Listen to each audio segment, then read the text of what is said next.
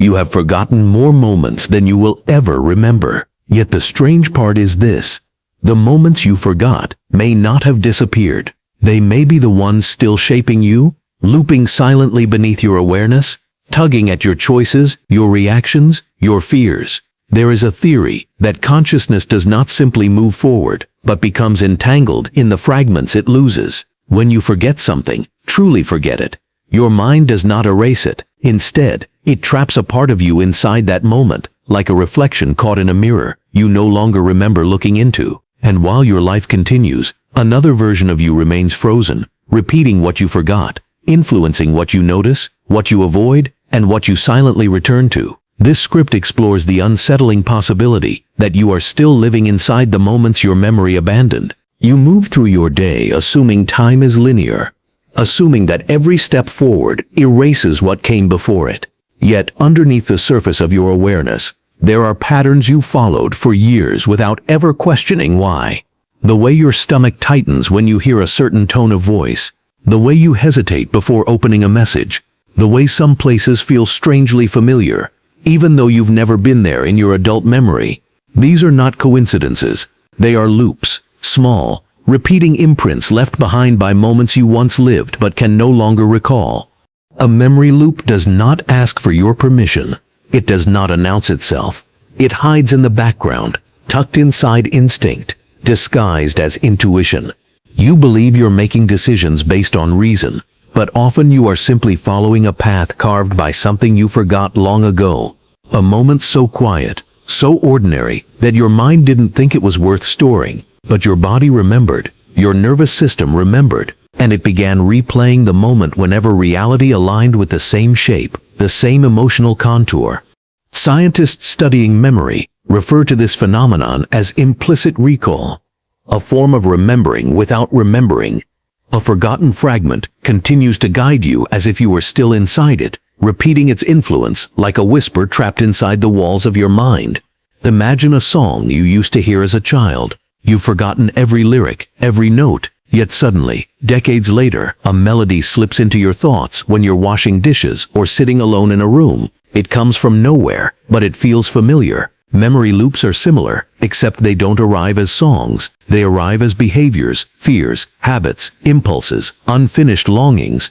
And they always arrive quietly. Some loops are tiny, barely more than emotional smudges. Others are large enough to shape the architecture of a life. You might wonder why you keep returning to the same kind of relationship, why you collapse under pressure at the same point every time, why the same arguments repeat with different people, why each year of your life feels strangely like last year wearing a different mask. The uncomfortable truth is that these loops are not the future repeating itself. They are fragments of the past replaying in disguise. Most people believe forgetting is a form of freedom, but forgetting can be its own prison. When you consciously remember a moment, you can understand it, reinterpret it, integrate it. But when you forget it completely, the moment keeps its power. It becomes a ghost, shaping you without revealing itself. You feel the consequences without knowing the cause. You feel the pull without seeing the strings.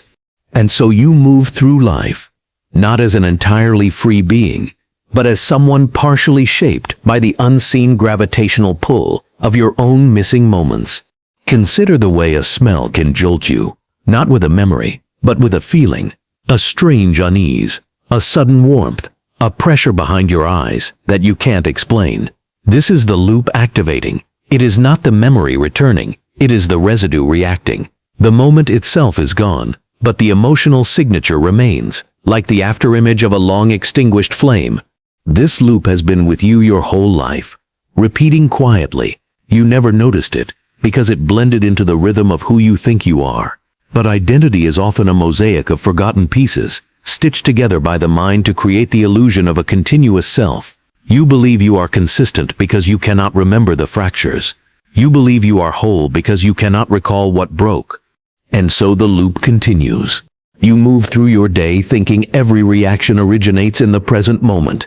But the truth is more haunting. Much of what feels like now is actually then, replaying itself invisibly. When you hesitate, when you flinch, when you avoid, when you crave something you cannot name, you are not responding to the present. You are responding to the echo of a forgotten moment calling you back. To be stuck in the moment you forgot does not mean you are frozen. It means part of your consciousness has never left, repeating its influence in subtle ways. It means time did not move forward for every part of you. It means a fragment of your identity is still living inside an unremembered moment, shaping you from the shadows. And the loop continues until you notice it. Because the moment you notice the loop, the moment you step outside it and see it with new eyes, is the moment time begins to move again, for the part of you that was left behind. There are moments in your life when time doesn't behave the way you think it does. They are small, almost invisible moments, so ordinary that you never stop to question them. A sudden pause in conversation where everything feels slightly out of sync. An unexpected wave of déjà vu that dissolves before you can catch it. A flicker of familiarity in a stranger's expression, as if you've met them somewhere you can't place. These are the folds, brief distortions where past and present overlap, not dramatically, but subtly, like the gentle bend of paper between two fingers. Time does not always move in a straight line. Sometimes it bends around the edges of memory, curving inward until separate moments touch. And when those moments touch, you feel it, not as a memory and not as a conscious thought, but as a quiet tug deep inside you, a pull that says, you've been here before. You're repeating something you don't remember doing. Think back to any familiar pattern in your life, the kind you can't explain logically, the way certain events seem to return in cycles, the way certain mistakes seem scripted, the way certain emotions resurface without warning, as if triggered by something just outside your awareness. These patterns are not coincidences. They are the result of time folding around forgotten moments. When you forget something, the timeline of your mind doesn't simply erase it. The mind resists emptiness, and so it bends, distorts, compensates. It pulls similar moments toward the void left behind, hoping to reconstruct meaning from fragments. But instead of healing, the fold creates a loop, a continuous replay of emotional residue. You may experience this fold in moments when everything suddenly feels strange and familiar at the same time. You pause, you look around. For a split second, the world feels too quiet, as if someone lowered the volume on existence itself. You can't explain it, so you brush it off. But what you're feeling is the boundary between present and forgotten memory bending, touching, reconnecting. Psychologists call this temporal lability, a natural but mysterious fluidity in your perception of time. But this script explores a more haunting possibility, that the fold happens because a piece of your consciousness is still living in a moment your memory abandoned. And when something in the present resembles that forgotten moment, the two realities overlap. This overlap feels odd because it contains two timelines. One you remember living and one you don't. Imagine walking into a room for the first time. You take one step inside, and suddenly, for reasons you cannot identify, you know exactly where the window is. You know how the room feels at night. You can almost sense a conversation that has never happened. This is time folding, not forward, not backward, but inward. You're not accessing a memory. You're brushing against a version of yourself, stuck in a moment you forgot. A moment that wants to be remembered, or at the very least acknowledged. Time folding doesn't feel dramatic because it happens inside your perception, not outside it. The world continues as usual. The clock ticks. People move. Nothing visibly glitches. But your internal sense of time hesitates. It lags. It loops. It adjusts itself to accommodate a moment that no longer exists in your conscious timeline. You might experience this fold as a brief sense of detachment, like watching your life from half a step behind. A sudden clarity, as if the present aligns with a pattern you were unaware of. A rhythmic repetition, where events fall into familiar sequences. A dissolving of boundaries, where you can't tell if a feeling belongs to this moment or another one hidden beneath it. Most people dismiss these experiences as weird feelings or random glitches, but the mind is not random. It is precise, sensitive, and deeply tied to the shape of your internal time. When time folds, you may find yourself slipping into behaviors without knowing why. You may react too strongly to something small. You may freeze for no reason. Or you may feel an emotional weight you can't trace. The heaviness of a moment you can't remember living, but still feel responsible for. This is because the fold is not just a distortion, it is a doorway. A moment where your forgotten self brushes against your current self, exchanging information in ways that bypass conscious thought. You might feel a sudden urge to turn around, need to leave a room, moment of empathy for someone you don't know, sensation of danger in a safe situation, feeling of safety in a place you should fear. These are not irrational reactions. They are echoes, signals sent by the trapped fragment of your consciousness, still living inside a forgotten moment, and time folds because that fragment is trying to reach you.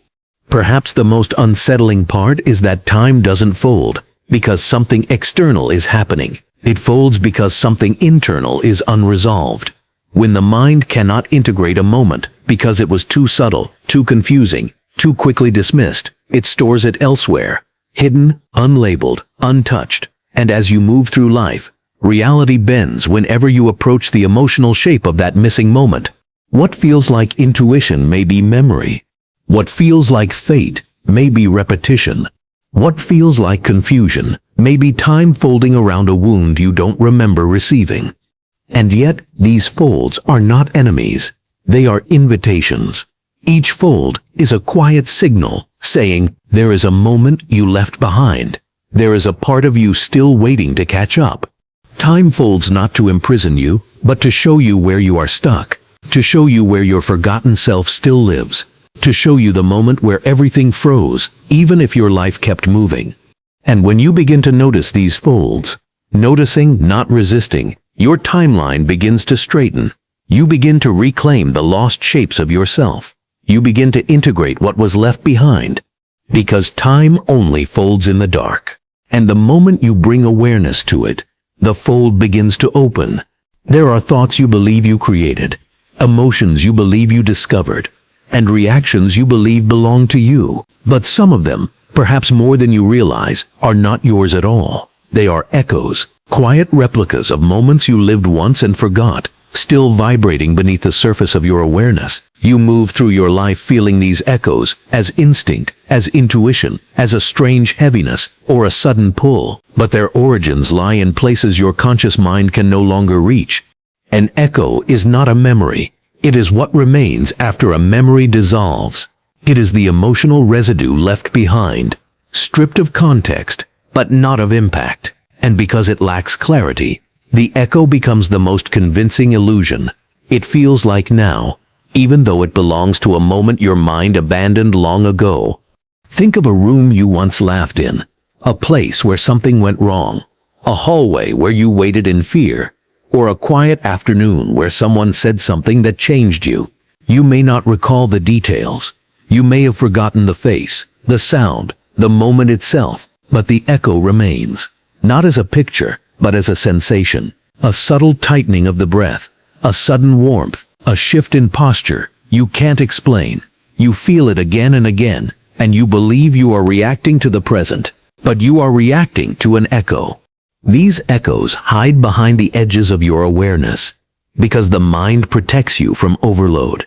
If every forgotten moment returned in full detail, you would drown in your own past. So instead, the mind compresses the memory into an emotional imprint, an echo, and buries it beneath conscious thought. You don't notice it, but it guides you all the same. You have probably experienced moments where you think, I don't know why this bothers me so much. I don't know why this feels familiar. I don't know why I trust this person. I don't know why I'm scared right now. You do know, just not consciously. The echo is speaking. These hidden echoes shape your relationships more than your rational mind does.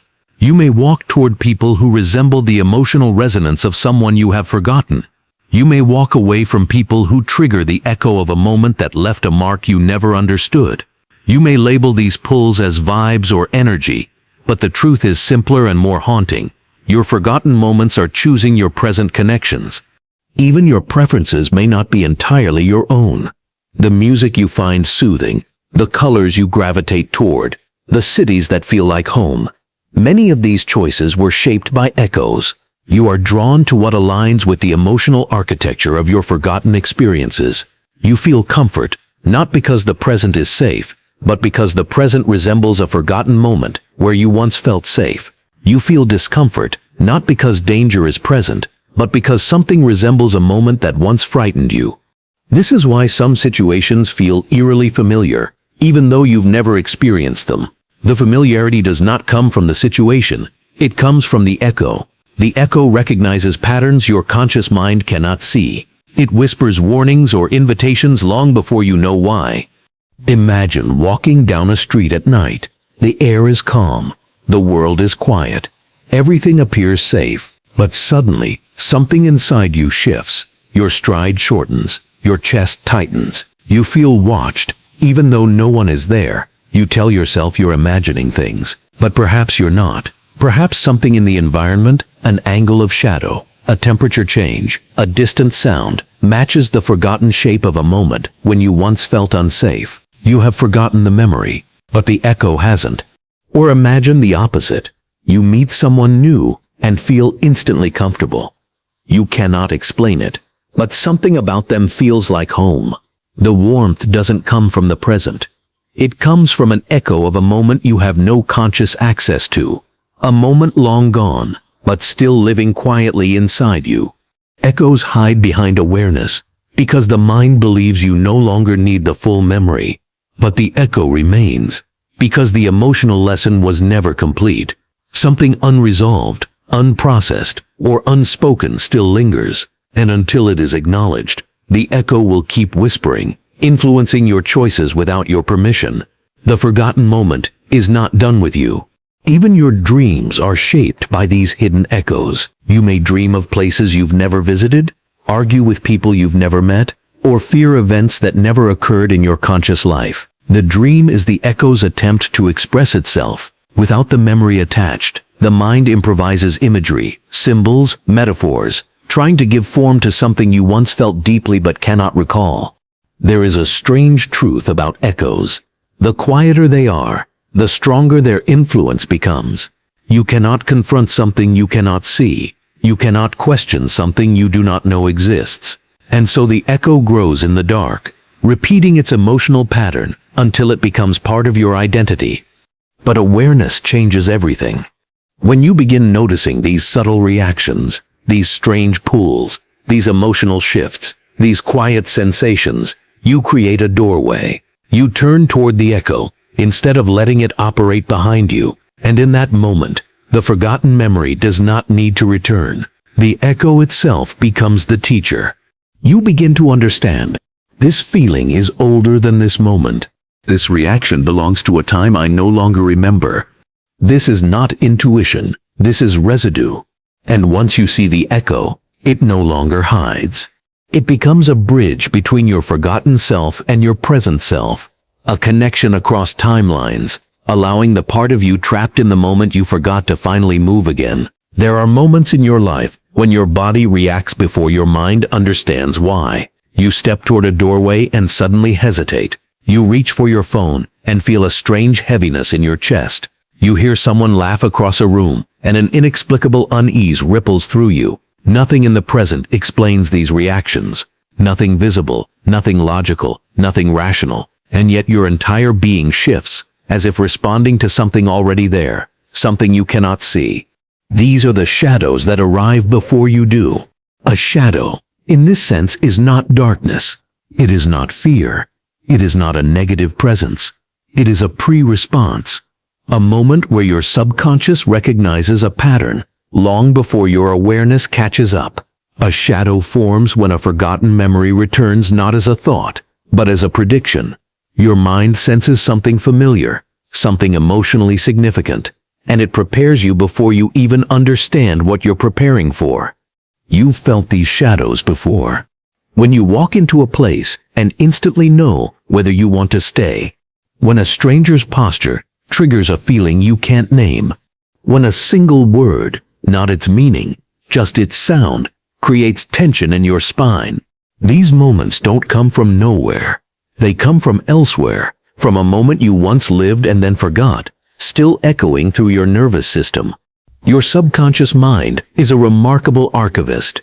It stores every tone, every scent, every pattern of movement, even long after the memory itself has dissolved.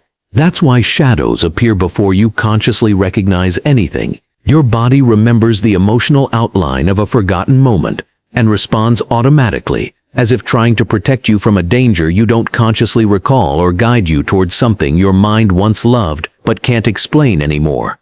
These shadows are warnings, but they are also invitations. They are the parts of you that remain stuck in the moment you forgot, reaching forward to shape your choices. You think you are predicting the future, but in truth, you are recognizing the past. A shadow arrived. The last time your hand hovered over a message you didn't want to open. You couldn't explain the sudden dread, the instinctive hesitation, but your subconscious recognized something. A similarity in the phrasing, the timing, the emotional weight, a pattern you once lived, a moment you forgot, and the shadow rose, trying to protect you from repeating the loop again. A shadow arrived the moment you met someone who felt familiar, in a way you couldn't rationalize. You mistook the feeling for chemistry or intuition, but it was recognition, not of the person, but of the emotional shape they carried, one that matched a forgotten memory. The shadow reached you first, whispering, "You've been here before." Shadows often appear in moments of silence. Not the silence around you, but the silence inside you. A pause that feels too long. A breath you didn't mean to hold. A stillness that doesn't belong to the present moment. That stillness is the shadow arriving, the subconscious catching up to something your awareness hasn't perceived yet. The strangest part is this: shadows don't always signal something bad. Sometimes they are reminders of forgotten safety. You might feel calm around someone without knowing why. You might relax in a certain type of weather. You might feel nostalgia, hearing a sound that means nothing to your conscious mind. These shadows are echoes of comfort, something you once loved, once cherished, but no longer remember. Shadows also guide your creativity. Sometimes an idea appears fully formed, as if dropped into your mind by something beyond thought. Sometimes you write a line, draw a shape, hum a melody, and it feels ancient. It feels like you are remembering something rather than inventing it. That is a shadow too. Creativity is often the resurfacing of forgotten emotional truth, something hidden returning as expression rather than memory. But shadows also mislead you when you don't understand them. You avoid opportunities without knowing why. You choose familiar pain over unfamiliar growth. You mistake emotional echoes for intuition. You live by predictions that are not predictions. They are reflections of forgotten moments projected forward. A shadow is not the enemy, but it becomes a problem when you interpret it without awareness. Without context, a shadow controls you. With awareness, a shadow teaches you. So how do you recognize when a shadow is speaking? You can't catch it directly. It moves too fast. But you can catch the aftertaste, the sudden pause, the unexpected emotion, the instinct that arrives before thought, the sensation that doesn't match the moment. When something in the present triggers a shadow, your reaction will feel larger than the situation deserves, or smaller than it should be, or oddly disconnected. That discrepancy is your clue. Your conscious mind reacts to what is happening. Your subconscious reacts to what already happened. And the shadow is the bridge. These shadows are the reason you often feel like you are living in more than one timeline at once. Part of you stands in the present, but another part remains stuck at the moment you forgot, sending warnings, sending guidance, sending emotional predictions from a place you can't consciously access.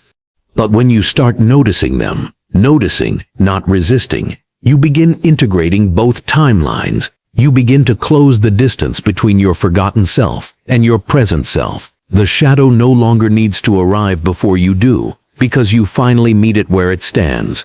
It is then that time begins to flow again, for the part of you that has been frozen in the lost moment. There are memories you can summon instantly, faces, places, conversations, emotions that remain sharp, no matter how many years pass. And then there are memories that blur, fade, dissolve, not because they were insignificant, but because your mind chose to place them somewhere you cannot reach. These are the moments your mind won't let you touch. Every forgotten moment has a reason for disappearing. Sometimes the moment was too confusing, too overwhelming, too contradictory to what you understood about yourself at the time. Sometimes the moment was simply too heavy, not traumatic in the dramatic sense, just too dense for your younger mind to process. So instead of integrating it, your mind sealed it off. But sealed does not mean gone. The moment still exists inside you, suspended like an insect frozen in amber, perfectly preserved, untouched, but unable to move.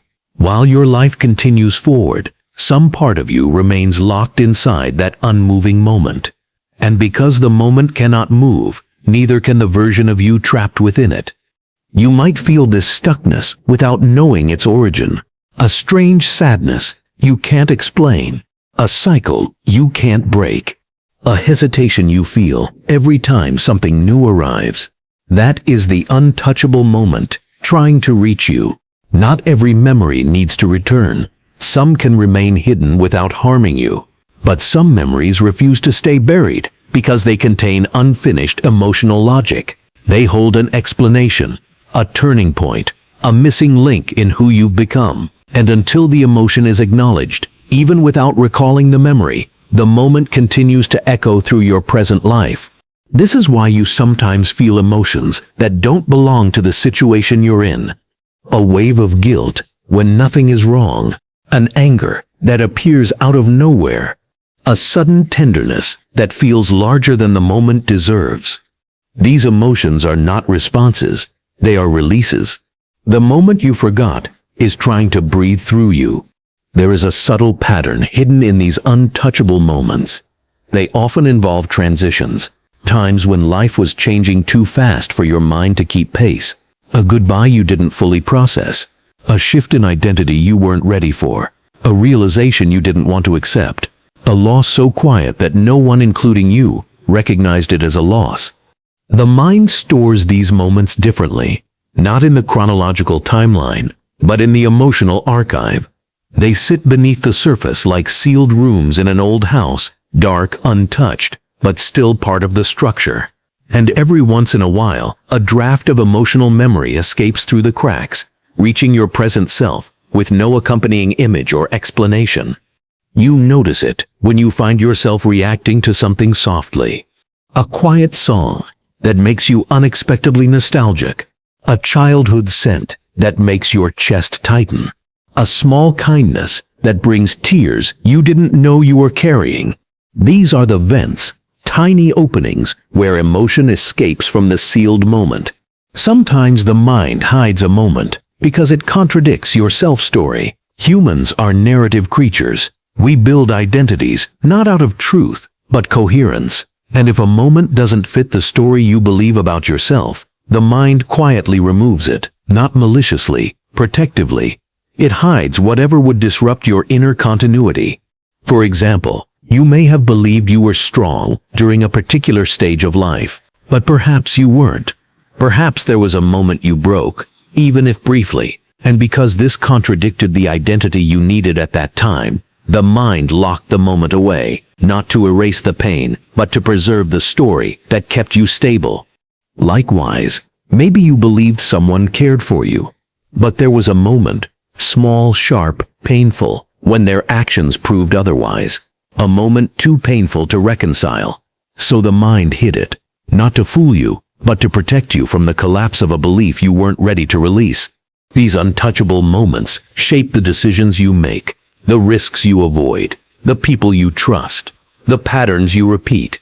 You are drawn toward familiar emotional landscapes and repelled by those that resemble the sealed memory too closely. You think you are choosing freely, but often you are navigating around invisible walls built from moments you don't remember living. And yet there is a paradox at the heart of all this. The more your mind hides a moment, the more that moment controls you. Not consciously, not intentionally, but inevitably. A part of you cannot move forward because a part of you still hasn't moved at all. When you feel stuck in your life, stuck in your habits, stuck in a repeating pattern. This stuckness rarely belongs to the present moment. It belongs to the sealed one, a moment your mind won't let you touch, but still expects you to finish processing. This is why self-growth feels circular sometimes, why healing feels like déjà vu, why lessons repeat until they finally click. You are not failing, you are simply circling the perimeter of a room you haven't opened yet. The door begins to loosen when you stop trying to remember, and instead start trying to feel. Not the memory, just the echo. Not the details, just the shape.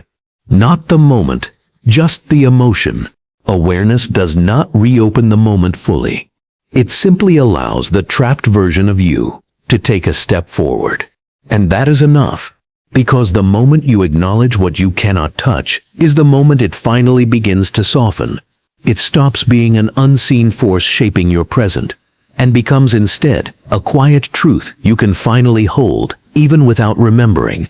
Some memories are too heavy to return in full, but the emotions they carried can return gently. And once they do, the stuck part of you begins to move again. You reclaim a piece of yourself you didn't know was missing. And for the first time, you feel the timeline inside you shift. Slowly, gently, finally, forward. You don't notice the shadow until it moves in a way it shouldn't. Not dramatically, not with any supernatural flourish. Just a slow, almost embarrassed shift that happens a fraction of a second after you move, as if it's lagging, as if it's deciding. Most people shrug this off as a trick of lighting or a tired mind, but this section asks you to sit with the discomfort a little longer, because the shadow that follows you has always been treated as a passive passenger, a visual echo. But what if it isn't? What if your shadow is the first part of you to reveal that your reality is being constructed, copied, delayed, adjusted, right in front of you?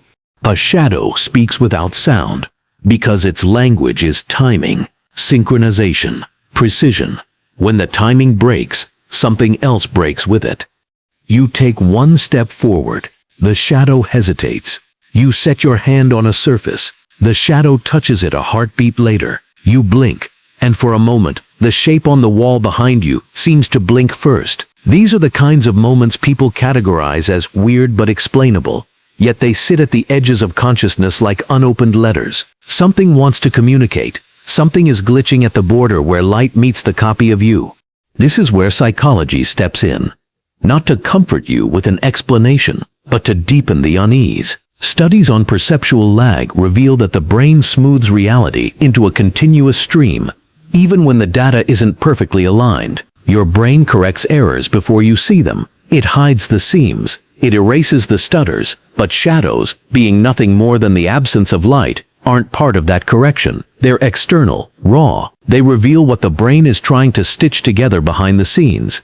Imagine your consciousness as a movie playing half a second late, and the shadow as the projector's raw feed. When the two misalign, it is not the shadow that is delayed, it is you. People rarely entertain this thought because it forces a question too disturbing to carry around casually. If the world is rendered around you, what happens to the parts you're not looking at? Your shadow has the answer. It is the only evidence of your existence that behaves independently of your attention. Everything else in your environment responds to your gaze as if your vision activates its presence. But the shadow is omnipresent. It's the only thing that moves whether you are watching it or not. And yet sometimes it doesn't. People have reported moments when their shadows appear slightly distorted, elongated, or bent in ways that don't match the environment, usually dismissed as lighting anomalies. These are more likely the visual fingerprints of a system recalibrating itself. Shadows behave oddly when the reality surrounding them shifts. They are like creases, a sign of folding, unfolding, repositioning. Think of a video game loading a new environment. Textures pop in, lighting adjusts, physics recalibrate, and the character's shadow is often the first thing to behave strangely. It stretches, it flickers, it glitches. The world updates itself, and the shadow reveals the transition. What if your world works the same way? Some researchers in cognitive simulation theory Propose that reality doesn't fully render in high resolution until consciousness observes it. This doesn't just mean objects, it means your identity, your memory, your continuity. If true, then the shadow becomes the artifact of that rendering delay. It is the silent proof that the you who believes you are consistent through time is actually being rebuilt frame by frame. And when the build stutters, the shadow exposes the gap. People fear mirrors because mirrors speak too clearly. But shadows? Shadows whisper. They reveal just enough to unsettle you, but not enough to break the illusion completely. That's why noticing a shadow move incorrectly feels like realizing someone has been breathing behind you when you thought you were alone.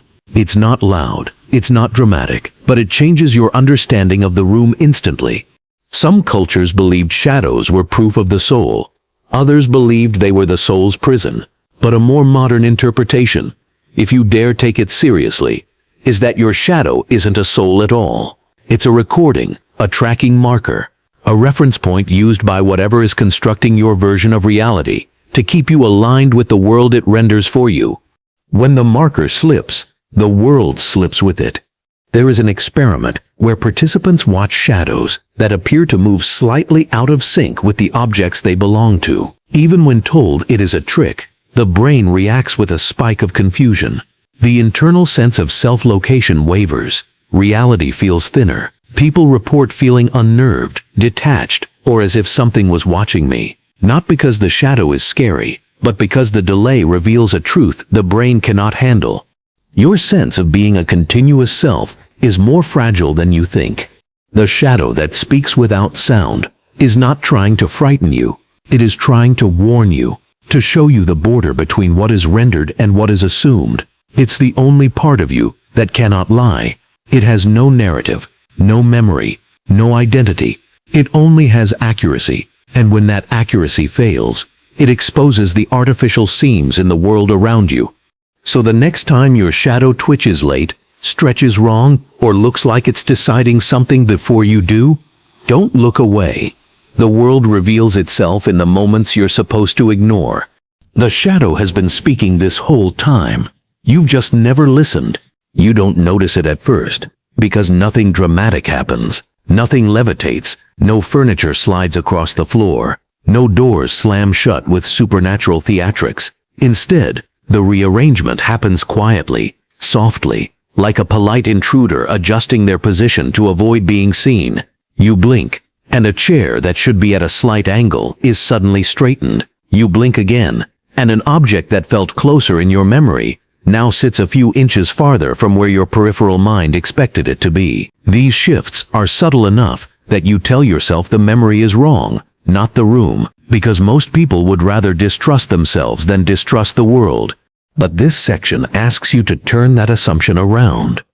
What if your memory isn't the unreliable one? What if the world is rearranging itself in microscopic ways every time you close your eyes? Just fast enough that you can't prove it, but just slow enough that you can feel it. This idea isn't metaphysical. It's psychological. Perception studies reveal something unsettling. Your brain never records the exact position of everything around you. Instead, it stores a fuzzy, compressed version, just enough data to reconstruct the room later. The brain cheats. It uses shortcuts. It saves energy by not capturing every detail. This means your experience of the room is never the room itself. It's a reconstruction, a guess, a patchwork that your eyes constantly refresh and overwrite. Now combine that with this question. If your mind is reconstructing the room, what's stopping the room from reconstructing itself too? Think about how often you blink. Every few seconds, the world goes black. In that darkness, your visual connection to the environment dissolves completely. It's the perfect window for an update, a recalibration, a rearrangement.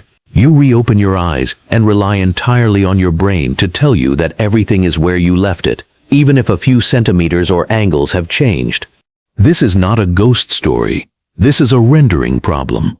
Simulation theorists often describe consciousness as a cursor that activates reality. Wherever your awareness points, the world sharpens into focus. The unseen areas, the backs of objects, the corners behind you, the details behind your eyelids, remain unrendered or loosely defined. They exist in a placeholder state until you look at them again. So when you blink, the world has an opportunity to reposition itself into a higher resolution version of what it thinks you expect to see. Except sometimes, it gets the expectations slightly wrong. That's when the room rearranges.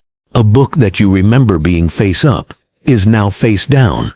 A pillow is angled differently. A cup's handle points left instead of right. You shrug it off as memory being weird, because no one wants to entertain the possibility that the environment is adjusting itself like a stage crew changing props between scenes. But that's exactly what might be happening. Some cognitive researchers argue that the brain fills in visual gaps with expectations, not facts. It assumes a level of consistency that may not exist. Experiments with repeated image perception show that people often correct environmental changes subconsciously, failing to notice objects moving, disappearing, or changing color if the shift occurs between blinks or during moments of attentional interruption. This phenomenon is called change blindness, but that name is misleading. It's not that you're blind, it's that the world updates faster than you can question it. You're not imagining the room changing. You're imagining that you imagined it. The room takes advantage of that. There is a deeper, more disorienting layer to this idea. If the world rearranges itself subtly, just enough to maintain continuity, what does that say about the nature of the self that is observing it? Because your identity relies on environmental consistency, your sense of being a stable person in a stable world collapses if either one begins to drift. That's why noticing a slight environmental shift feels more disturbing than noticing something dramatic. A ghost floating in the corner is unbelievable, but a glass slightly out of place is undeniable. It bypasses the imagination and lands directly in the nervous system. The room that rearranges when you blink isn't trying to deceive you maliciously. It is adapting, re-optimizing, re-rendering the version of reality that best fits your path through it. You are the protagonist, and the environment is the set. Sets must be maintained, refreshed, corrected. When you sleep, entire rooms reset themselves in your mind. When you blink, they correct micro errors you're not supposed to see. But you do see them, just barely. You catch them as a whisper in the corner of your perception. A chair that seems more centered, a curtain that falls differently, a light reflection that doesn't match your memory of the angle. You hesitate, stare, and then the brain steps in to protect you from the truth. It tells you, you remembered it wrong, let it go. But you didn't, and you shouldn't. Because this section reveals something crucial. Every time you blink, reality renegotiates itself. It updates based on who you have become in that micro moment. If you blink when you're anxious, the room prepares for an anxious version of you. If you blink when you're calm, it organizes itself for a calmer version. Your environment is malleable, responsive, almost empathetic. But that responsiveness feels eerie because it means your world is not fixed. It's reactive, adaptive. It's learning you. Some philosophers argue that objects don't have a true position until they're observed. Others claim objects simply settle into the most statistically likely position based on your past interactions with them. In both theories, your blink becomes a negotiation with the world about what it should be next. So the room rearranges. Not dramatically, not enough to shatter your sense of continuity. Just enough that you feel something in the air shift like a breath or a held note being released. You don't see the movement itself. You only see the after image of its decision. The room doesn't change because you blink. It changes because blinking gives it permission. And if you ever want to test this, though I'm not sure you truly do, walk into a room, study every detail for a long, uncomfortable moment, then close your eyes for just a second longer than normal. When you open them, don't look for big changes. Look for the slightest disagreement between memory and reality. That disagreement is the signature of a world that updates itself behind your back. And deep down, you already know it does. There are moments when you're walking down a hallway, across a quiet street, through your own home, and the rhythm of your footsteps begins to feel unfamiliar. At first it's subtle, just a slight mismatch between the sound and the sensation. Your feet touch the ground exactly as they always do, yet the echo seems to belong to someone with a different weight, a different stride, a different life entirely. You keep walking, but a question begins to grow in the back of your mind. Why do these footsteps sound like they belong to someone else? You tell yourself it's acoustics. Maybe the floor is hollow. Maybe the space is wider. Maybe you're tired. But deep down, something quieter and older whispers a different explanation, one you don't want to think about. It's not the sound that's different. It's the self that's different. You changed without realizing you were changing. You see, footsteps are among the most personal rhythms you carry. They're like a heartbeat expressed through motion. Even without looking, you can often identify someone you know just by the sound of their steps, soft, heavy, hurried, hesitant. And the strange truth is that your own steps also form a signature, a pattern, a tempo shaped by your personality, your memories, your fears, your desires. Your feet reveal who you are before your voice ever could. So when those footsteps suddenly sound unfamiliar, it's not the floor that changed. It's the version of you that walked across it. Psychologists often talk about self-state shifts, moments when your internal perspective changes without you consciously directing it. A shift can be triggered by anything, a memory surfacing, a forgotten emotion returning, a scent that calls back a life you no longer remember living. These shifts are subtle, but they alter your posture, your breath, your gait. They change the way your weight distributes across the ground. They modify the tiny micropauses between steps. You become a slightly different person than you were a moment before. Your footsteps report that change before you consciously recognize it. And that's why the sound suddenly feels like it belongs to someone else. Because in a way it does. It belongs to a version of you that just stepped forward. A version you haven't caught up to yet. But the story goes deeper than that. Much deeper. Sometimes the footsteps feel unfamiliar, not because you've changed, but because you haven't changed enough. There is a memory, one you've forgotten, that holds a version of you who walked differently. Someone who carried themselves with a different type of fear, or confidence, or grief. Someone who took shorter steps, or longer ones. Someone whose rhythm you lost when you moved on, or tried to. And when you're in a situation that echoes that forgotten moment, whether the lighting matches, or the emotional tone feels similar, or a distant scent pulls a thread, your body briefly adopts that old rhythm. You walk like the person you used to be. And the footsteps sound wrong, because your mind believes you outgrew them. You hear the echo of who you were. This is how memory returns through motion. Silently, subtly, through the sound of a step, not as a visual flashback, not as a conscious recollection, but as an unconscious reenactment of an old physical pattern. You think you forgot something, but your legs didn't. Sometimes the unfamiliarity strikes so hard that you stop walking entirely. Your body freezes. Your mind races. You listen. And in that moment of stillness, your own silence becomes louder than the footsteps ever were. But here is where the theory of this section widens into something more uncanny. There are times when the footsteps feel unfamiliar, not because of memory, not because of psychology, and not because of internal change, but because the timeline itself slightly misaligned.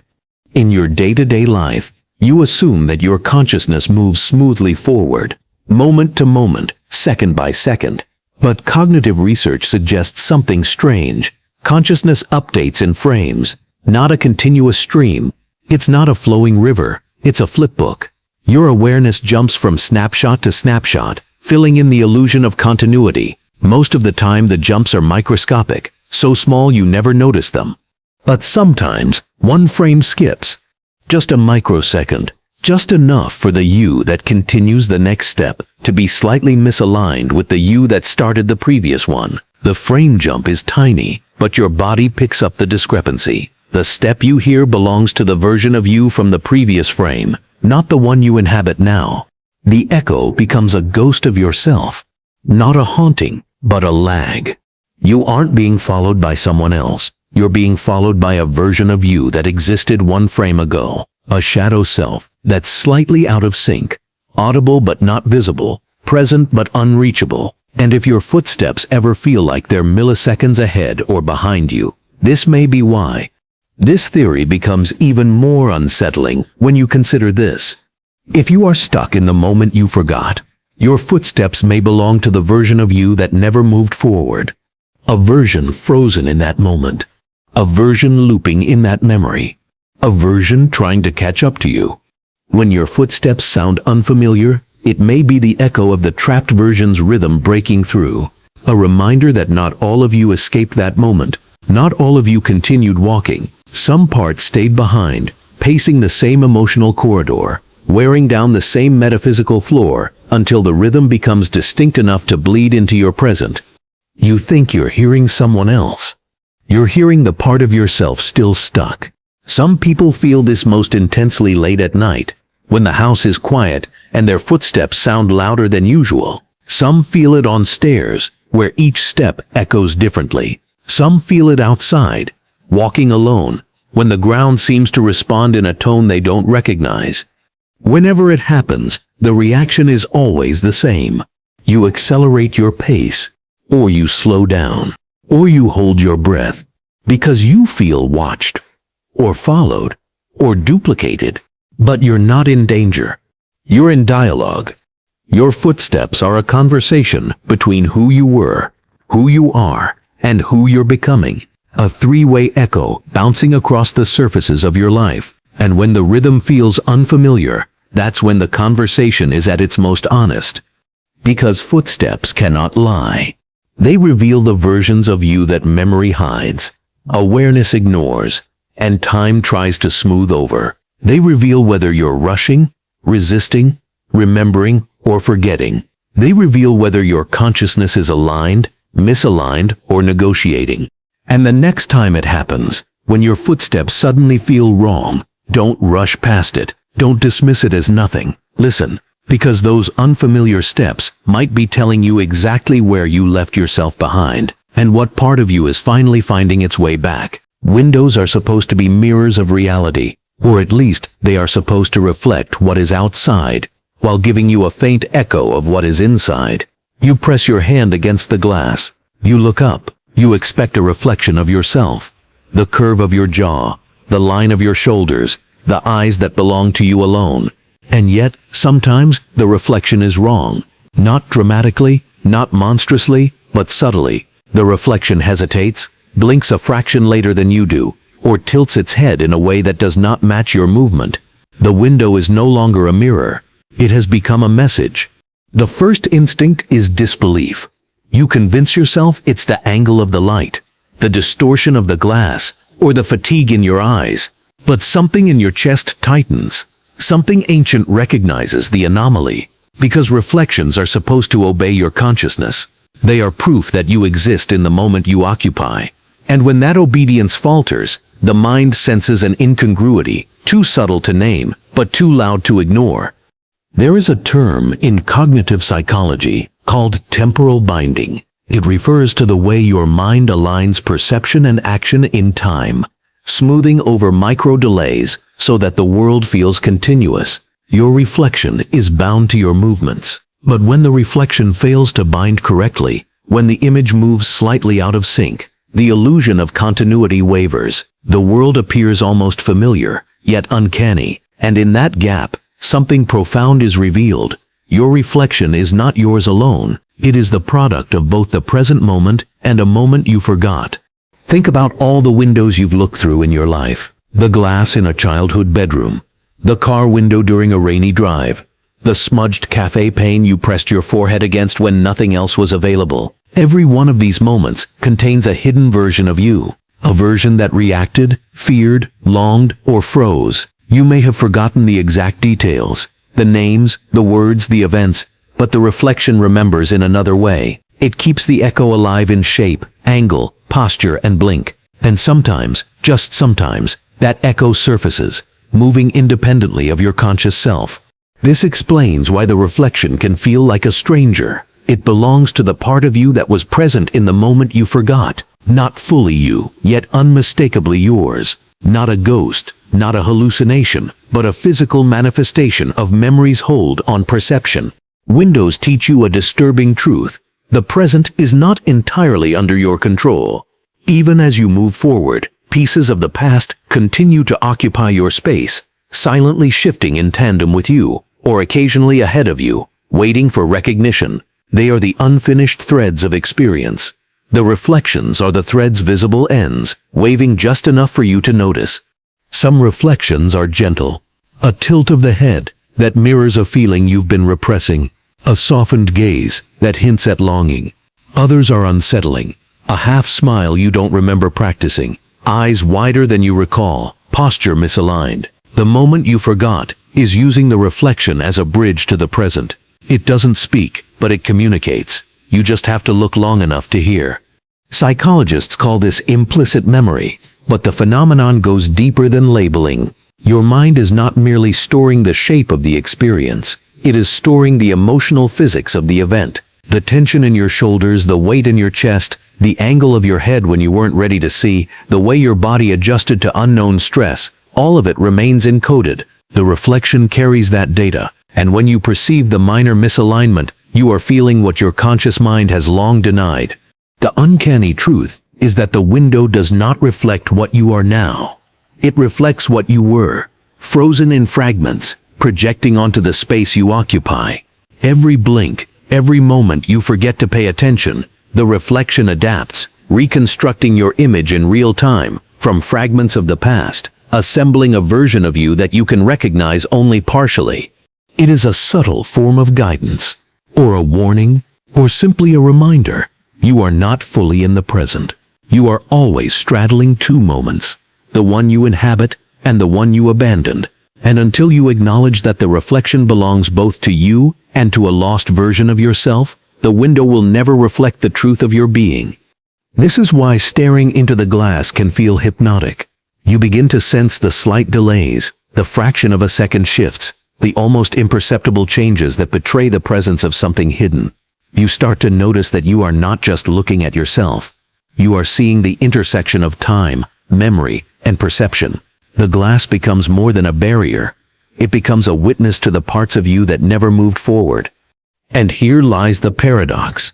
The moment you forget shapes the reflection more than the moment you live. Your current self is only the visible tip of a larger, more complex structure, built from layers you cannot consciously access. The window, the mirror, the glass, they all remind you that the self is not a single point in time, but a collage of overlapping realities, some of which are eternally waiting for acknowledgement. So, when the reflection falters, pause. Don't look away. Don't dismiss it.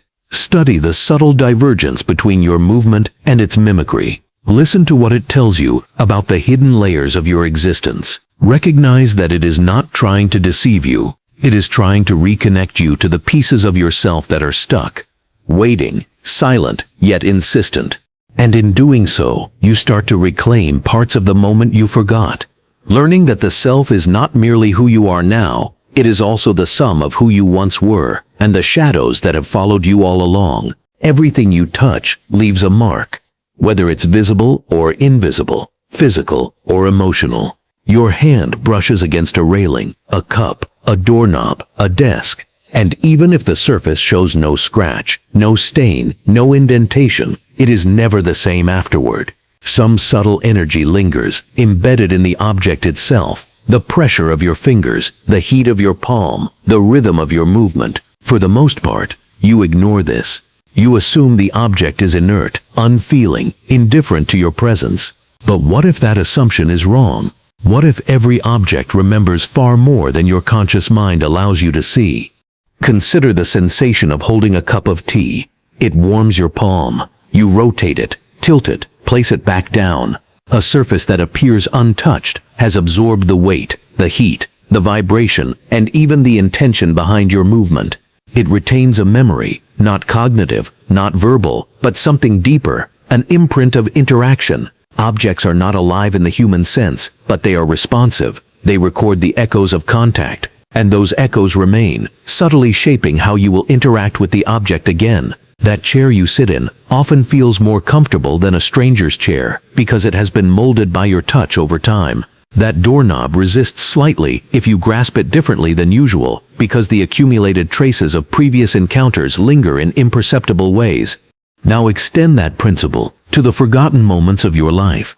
You touched objects in ways that corresponded to emotions, decisions, and internal states that you no longer recall. You gripped the railing when you were afraid. You held the book when you were uncertain. You pressed your palm against a wall while trembling, or crying, or contemplating. Each of these gestures left a residue of memory that objects retain, and long after your conscious recollection has faded, the object still carries the pattern, the shape of your forgotten self. This is why, sometimes, ordinary objects feel strangely familiar. You enter a room you haven't been in for years, and a table or chair or pen triggers a response that doesn't belong to the present. Anxiety, nostalgia, comfort, or an inexplicable tension. Emotions that feel out of place arise instantly. The object is not causing the feeling consciously. It is reflecting the memory you can no longer access. A memory lodged in its surface, its angles, its texture. The forgotten moment reverberates through your contact with the object, even decades later. There is a psychological phenomenon called embodied memory, which describes how experiences are stored not only in the mind, but also in the body. Muscles, skin, even bone retain subtle traces of past states. When you touch an object, your body unconsciously resonates with the memory embedded within it. It is not a hallucination. It is a resonance of physical and emotional experience across time. Objects that remember your touch serve as conduits between your present self and the version of you trapped in the forgotten moment. Sometimes the response is confusing or contradictory. A familiar table might evoke sadness when you expected calm. A chair might trigger tension when you expected neutrality. This happens because the object remembers the totality of your interaction, not just the emotional state you consciously associate with it, but the full spectrum of physical, emotional, and subconscious traces. The object's memory is more complete than your own. It has no filter. It is unshaped by your narrative of what should be important. It is honest, brutally honest. Imagine a cup you held while laughing with someone you no longer see. You pick it up now. The laughter is gone, but a faint echo of your past self emerges, subtle, almost imperceptible, carried in the warmth of the cup. Or imagine gripping the handle of a suitcase when you were afraid of leaving, when your heart raced, when your mind couldn't decide. That fear remains, encoded in your touch, waiting for the next interaction to awaken it. You are encountering a living memory, not yours entirely, not an object's entirely, but a shared echo between you and the surfaces you once inhabited. And this is where the paradox deepens. Objects remember more faithfully than we do. They record, carry, and reflect without judgment. Your mind forgets selectively, distorts or represses, but objects accumulate. In the quiet of a room, in the subtle weight of surfaces under your fingers, the lost moments of your life wait patiently. They are frozen in time, embedded in angles, textures, and temperatures, yet ready to speak again the moment you engage with them. Objects also teach patience.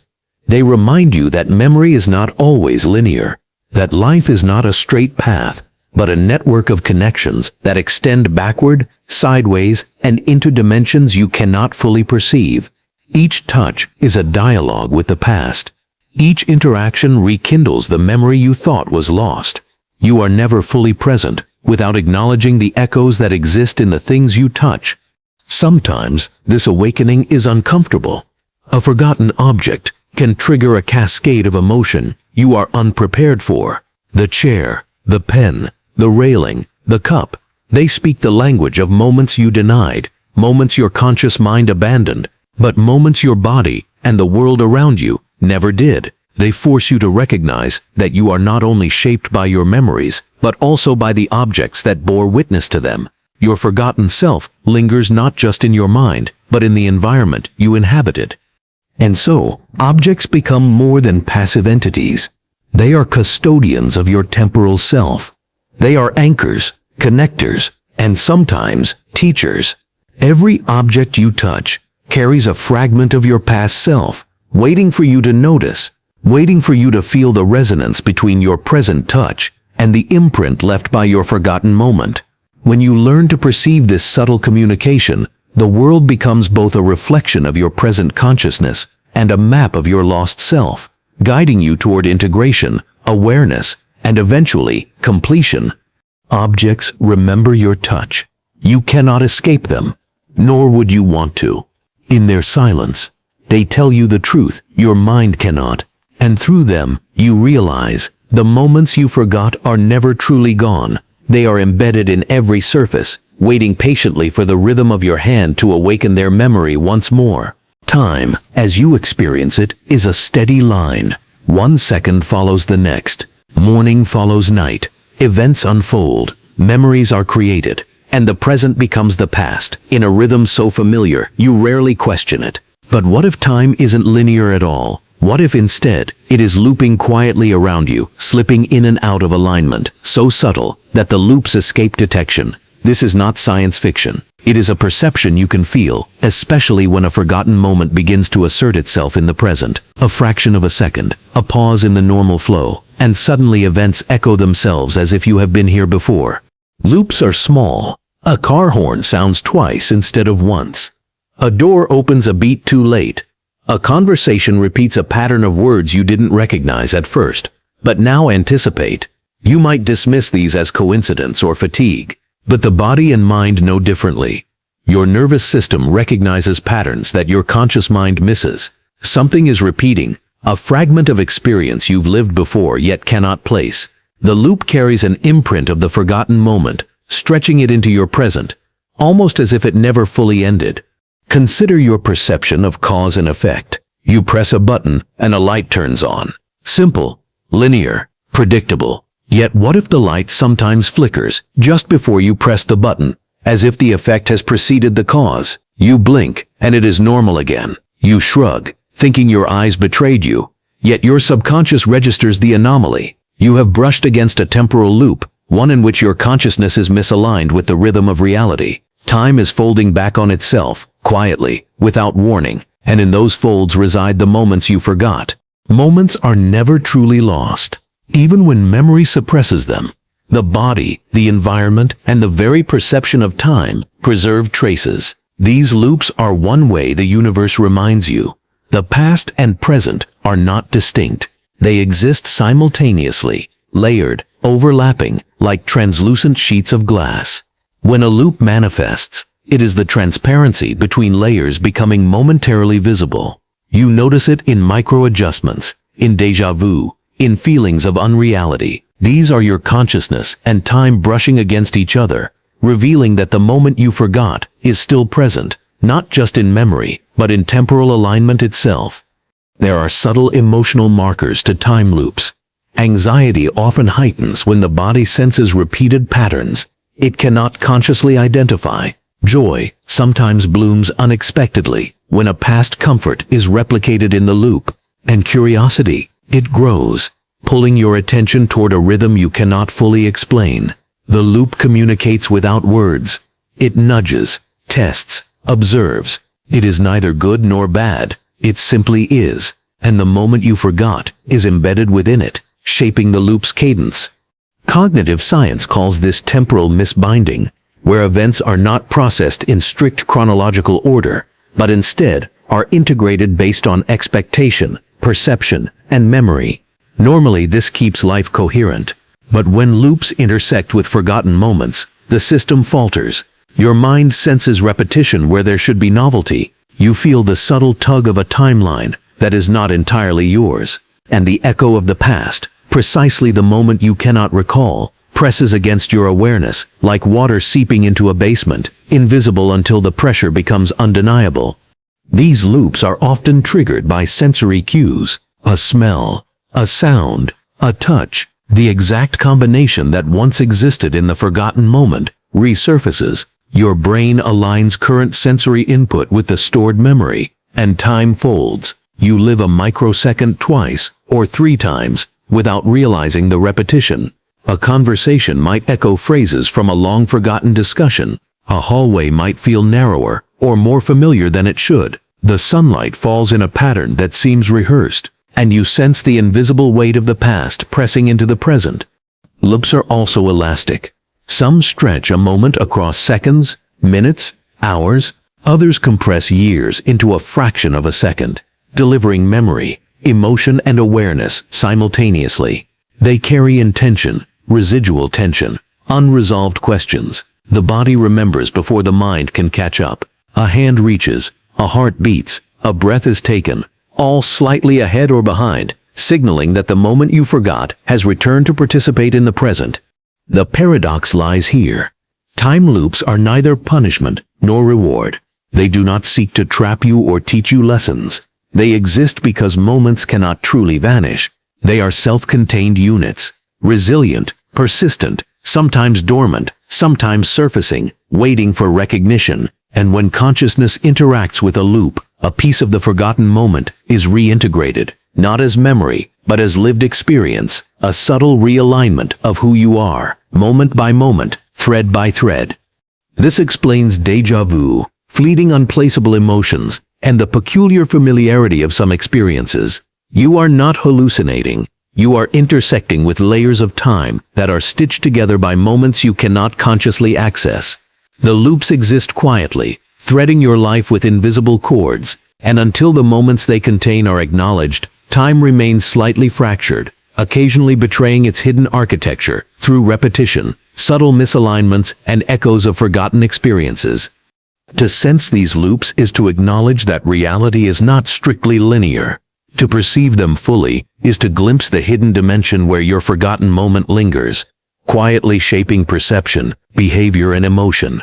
And the awareness of these loops, silent, unseen, inevitable, teaches you that being stuck is not always a matter of the present. Often it is a matter of unresolved intersections between the now and the then, between consciousness and memory, between the moment you inhabit and the one you forgot. Recognizing time's loops is not a cure. It is a lens. It is a key that lets you see how your mind, body, and environment interact across past and present simultaneously. Through this lens, the moment you forgot stops being a ghost that haunts the edges of perception and becomes an active participant in your reality. And slowly, almost imperceptibly, the loops begin to guide you toward coherence, not linear, but layered, nuanced, and profoundly real. There are voices you hear that don't belong to anyone in the room. They don't come from the radio, the television, or the person standing beside you. They are not words in the usual sense. They are fragments, impressions, tonalities, patterns of sound that linger on the edge of perception. You cannot repeat them accurately. You cannot locate them precisely. And yet they resonate with meaning. They echo phrases you think you forgot, emotions you suppressed, judgments you never voiced, and questions you never answered. These are voices that repeat without speaking, carrying the imprint of moments you lost, fragments of dialogue from the forgotten timeline of your own life. It begins subtly. You think you hear your name whispered in a corridor, or a laugh that seems impossibly familiar. You pause, scanning the empty space, telling yourself it's your imagination. But imagination doesn't consistently repeat phrases you cannot consciously recall. Imagination does not carry emotion perfectly synchronized with your pulse, nor does it time itself to the precise moment your attention wavers. These voices feel alive in a different way, alive because they are resonating from a past self that never fully left, attempting to communicate without breaching the present entirely. The phenomenon is linked to a psychological principle called auditory memory echoes, where sounds from past experiences remain encoded in the brain, often outside conscious awareness, and can resurface when triggered by sensory input, emotional state, or environmental cues. But what makes these voices strange is their independence. They are not triggered by direct recall. They precede it. They manifest as if the forgotten moment itself is reaching forward, replaying itself in subtle harmonic patterns until the mind acknowledges it. You hear without listening. You recognize without identifying. You respond without knowing why. Sometimes the voices carry emotion before meaning. A whisper might make your stomach tighten. A fragmented phrase might evoke longing or sadness, and only later does your mind attempt to reconstruct the content. Other times, they carry a rhythm rather than a phrase, a cadence of thought, a tempo of intent, a pulse of deliberation. It is as if consciousness itself has a sonic signature, and the forgotten moment left a recording in the very structure of awareness, replaying it in subtle ways whenever you are receptive enough to notice. There is a paradox here. You can hear a voice without understanding it, and yet the effect is undeniable. Your body reacts before your mind processes. Goosebumps appear along your arms. Your heart skips a microbeat. Your breath hitches. You experience recognition before comprehension. The voice is not lying. It does not interpret, distort, or obscure. It repeats the moment exactly as it existed. Emotion, rhythm, intent, without translating it for your conscious mind. And in doing so, it exposes the gap between who you are now and who you were when the moment first occurred. The voices are particularly insistent during states when consciousness is slightly altered. Fatigue, daydreaming, or focus on repetitive tasks allows these echoes to surface more readily. You may find them in quiet rooms, in the early hours of the morning, or late at night when external input is minimal. It is in these moments that the forgotten moment takes the opportunity to remind you that it was never fully abandoned. The echoing voice is its means of presence, a method of asserting continuity across time and memory. It is not supernatural, it is structural. It is the brain, the body, and the environment conspiring to maintain the integrity of experience. These voices are also deeply recursive. A phrase might sound familiar because it is repeated across different forgotten moments, each echo layering onto the next. One sentence, one intonation, one subtle inflection may traverse decades of experience, reasserting itself in various forms each time your attention dips. The effect is disorienting because repetition suggests both familiarity and difference. You are forced to question, is this a memory or a reconstruction? Is the moment still occurring, or am I replaying it in fragments? And in this questioning, the boundary between past and present begins to dissolve. Some neuroscientists speculate that such echoes serve as a form of subconscious problem solving. The brain attempts to reconcile unresolved emotional or cognitive patterns by allowing micro-experiences to re-emerge. But the voices you hear are not fully conscious. They are unprocessed threads seeking acknowledgement. They are warnings, reminders, invitations. They ask you to notice that part of yourself, the part trapped in the forgotten moment, is still present, still shaping perception, still guiding action, whether or not you are aware. This is why these voices feel both familiar and alien, intimate yet external. They are yours, yet they belong to a self you cannot access directly. Listening to them carefully is a subtle act of integration. By noticing the rhythm, the tone, the echo of the past, you begin to bridge the temporal gap between the now and the forgotten moment. You start to align fragmented consciousness, reconnecting pieces of your identity that have drifted through time unobserved. Awareness of these voices transforms them from intrusive anomalies into signposts, markers of memory, conduits to the moments that still exist beneath the surface of your perception. Ultimately, voices that repeat without speaking are not meant to alarm you. They are reminders that time, memory, and consciousness are interwoven more intricately than your conscious mind admits. They are echoes of yourself, left behind, resonating in subtle ways to assert continuity. They exist in the liminal space between forgetting and remembering, between awareness and oblivion, and between what was and what continues to shape who you are. The moment you forgot is speaking, without words, and the act of listening is how you find yourself again.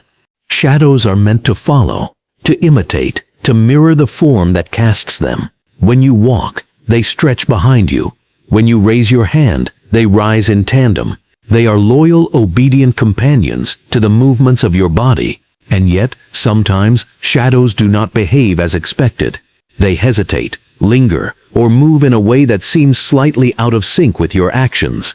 You glance at the corner of your vision, only to find it aligns again when you look directly. You tell yourself it's a trick of light, a quirk of perspective, fatigue, or imagination. But deep in the back of your mind, a quiet sense of unease grows. Something is not obeying the rules. These independent shadows are rarely dramatic.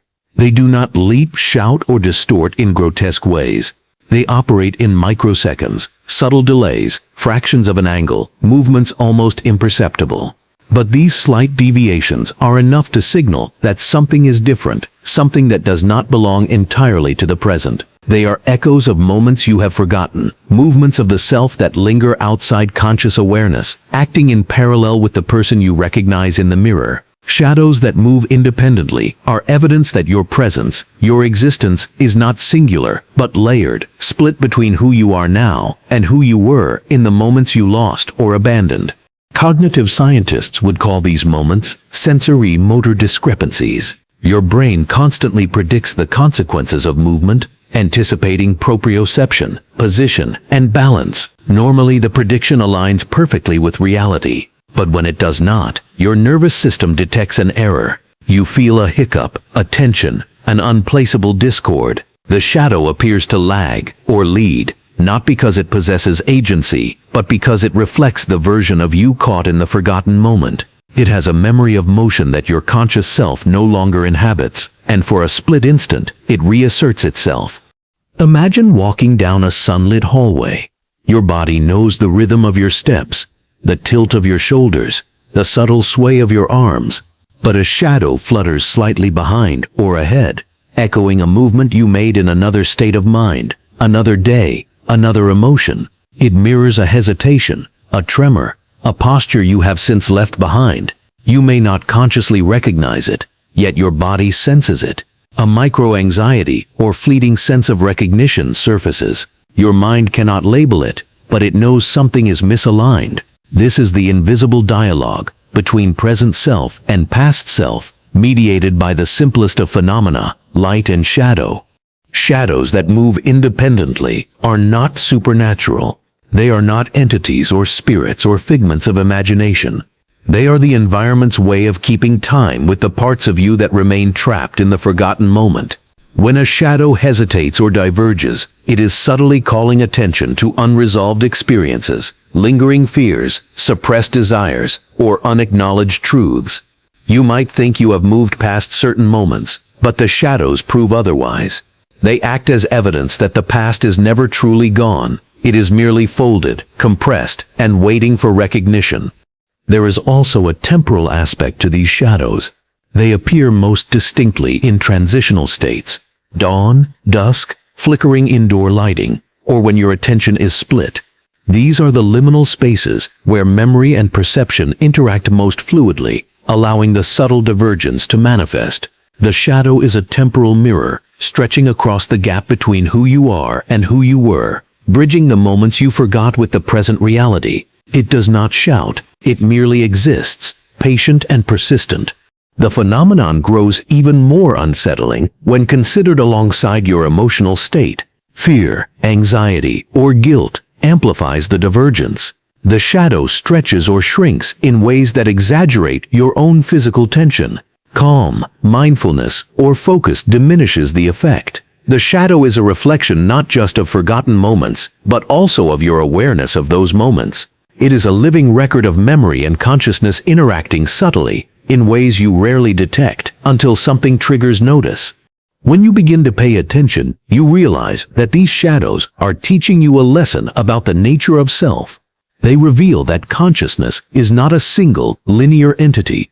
It exists in layers, each informed by different temporal fragments of memory, experience, and perception. The present self walks forward, but the self caught in forgotten moments drifts alongside, only occasionally visible in the periphery. Shadows become the interface, the perceptual conduit, linking these versions of self. They move independently because they are governed by memory, not intention. And this is where the paradox becomes almost unbearable. The independent shadow is both you and not you. It is familiar and alien simultaneously. It reminds you that you are never truly singular, never entirely in the now. Every movement you make is influenced not just by your conscious self, but also by traces of who you were in moments you forgot. Shadows are physical proofs of this truth. They do not deceive. They do not lie. They simply exist, revealing a dimension of experience that eludes your conscious narrative. So the next time you notice your shadow hesitating or diverging, do not dismiss it as illusion. Do not turn away. Observe it. Sense the movement. Feel the echo. Recognize the rhythm. It is a quiet, persistent message from the parts of you that remain unfinished, unresolved, or unremembered. In these micro moments, you catch a glimpse of the larger structure of your existence, layered, recursive, alive with the remnants of moments you forgot. expressed subtly through light and space, moving independently, waiting for your attention. Some moments refuse to end. They cling to the edges of perception, stretching time without announcing themselves. A conversation that should have been forgotten lingers in your mind. A fragment of tone, a turn of phrase, a glance exchanged years ago repeats itself in the corner of your memory, unbidden and precise. You try to move past it, yet the moment persists, dragging its weight into the present. These lingering moments are not conscious recollections. They are echoes, subtle vibrations in awareness that continue long after the event itself has passed. And often, they contain pieces of you, the version of yourself you left behind when you forgot. The psychology behind these persistent echoes is partially explained by what neuroscientists call emotional tagging. Experiences that carry heightened emotional intensity, fear, grief, love, shame, become more deeply encoded in the brain. But encoding does not guarantee retrieval in the way you consciously expect. Some fragments remain unprocessed, lying in the neural background. They emerge not as clear memories, but as distortions, the feeling of déjà vu, an inexplicable sense of urgency, or the impression that time is stretched unnaturally. The moment you forgot lingers because it was never fully integrated into your ongoing narrative of self. These moments often manifest in ways that feel external. A familiar smell in a room you haven't entered for years. A sound that seems perfectly placed yet dissonant. A shadow that moves oddly. Or an object that seems to remember you. The world itself becomes a canvas for moments that linger too long. It is as if your environment has absorbed the residue of experience, holding it in subtle forms until your attention drifts close enough to awaken it. You walk through life unaware, yet constantly accompanied by traces of yourself from past forgotten frames of time. Lingering moments also distort the perception of duration. Seconds stretch into minutes. Minutes seem to fold back on themselves. Your body and mind become slightly misaligned with the linear measurement of time. This distortion is not delusional. It is a reflection of consciousness, attempting to reconcile the now with what should have been left behind. Your mind interprets the presence of the forgotten moment as a subtle interruption in temporal flow. A sensation of too long is an indicator that the moment refuses to be buried, that its emotional or cognitive weight persists beyond conscious oversight. The effect on decision-making is profound. Choices that appear ordinary or trivial can carry hidden consequences because lingering moments exert invisible influence. Hesitation, repetition, or compulsive patterns arise not from conscious thought, but from echoes of past moments, shaping perception and behavior. You feel inexplicably drawn or repelled by circumstances. You pause before entering a room. You linger at the edge of conversation. Your body responds before your mind can identify the source. This is the mark of the forgotten moment, making its presence felt through extended temporal resonance. Some lingering moments are painful. The memory of failure, of loss, of regret, returns repeatedly, but not as a full recollection. It manifests as tension in the chest, subtle frown lines, or a micro-hesitation in movement. Others are bittersweet, joy, comfort, or longing that cannot be fully recaptured, yet refuses to vanish. The experience is uncanny because it straddles two realities, the one you inhabit now and the one embedded in the forgotten moment. The mind may dismiss it, labeling it as nostalgia or anxiety, but the body and environment respond with fidelity. The lingering moment communicates without words, through sensation, rhythm, and alignment. There is also a spatial aspect to these lingering moments. Certain locations hold them more strongly than others. A childhood home, an empty street, a particular cafe or office.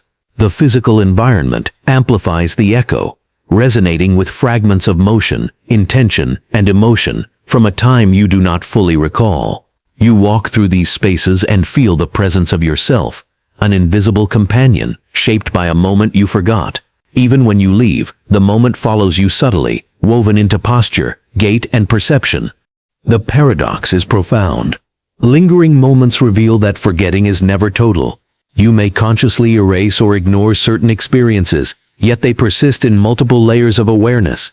The mind is selective, but the body, environment, and subtle neural circuits do not adhere to conscious filtering. The moment you forgot is both absent and present, existing in liminal space, unfolding quietly within you even as you carry on with life. Recognizing this duality is crucial, for awareness is the bridge between being haunted and being guided by the past. To interact with lingering moments is to step into the rhythm of your own continuity, not through intellectual analysis, but through perception.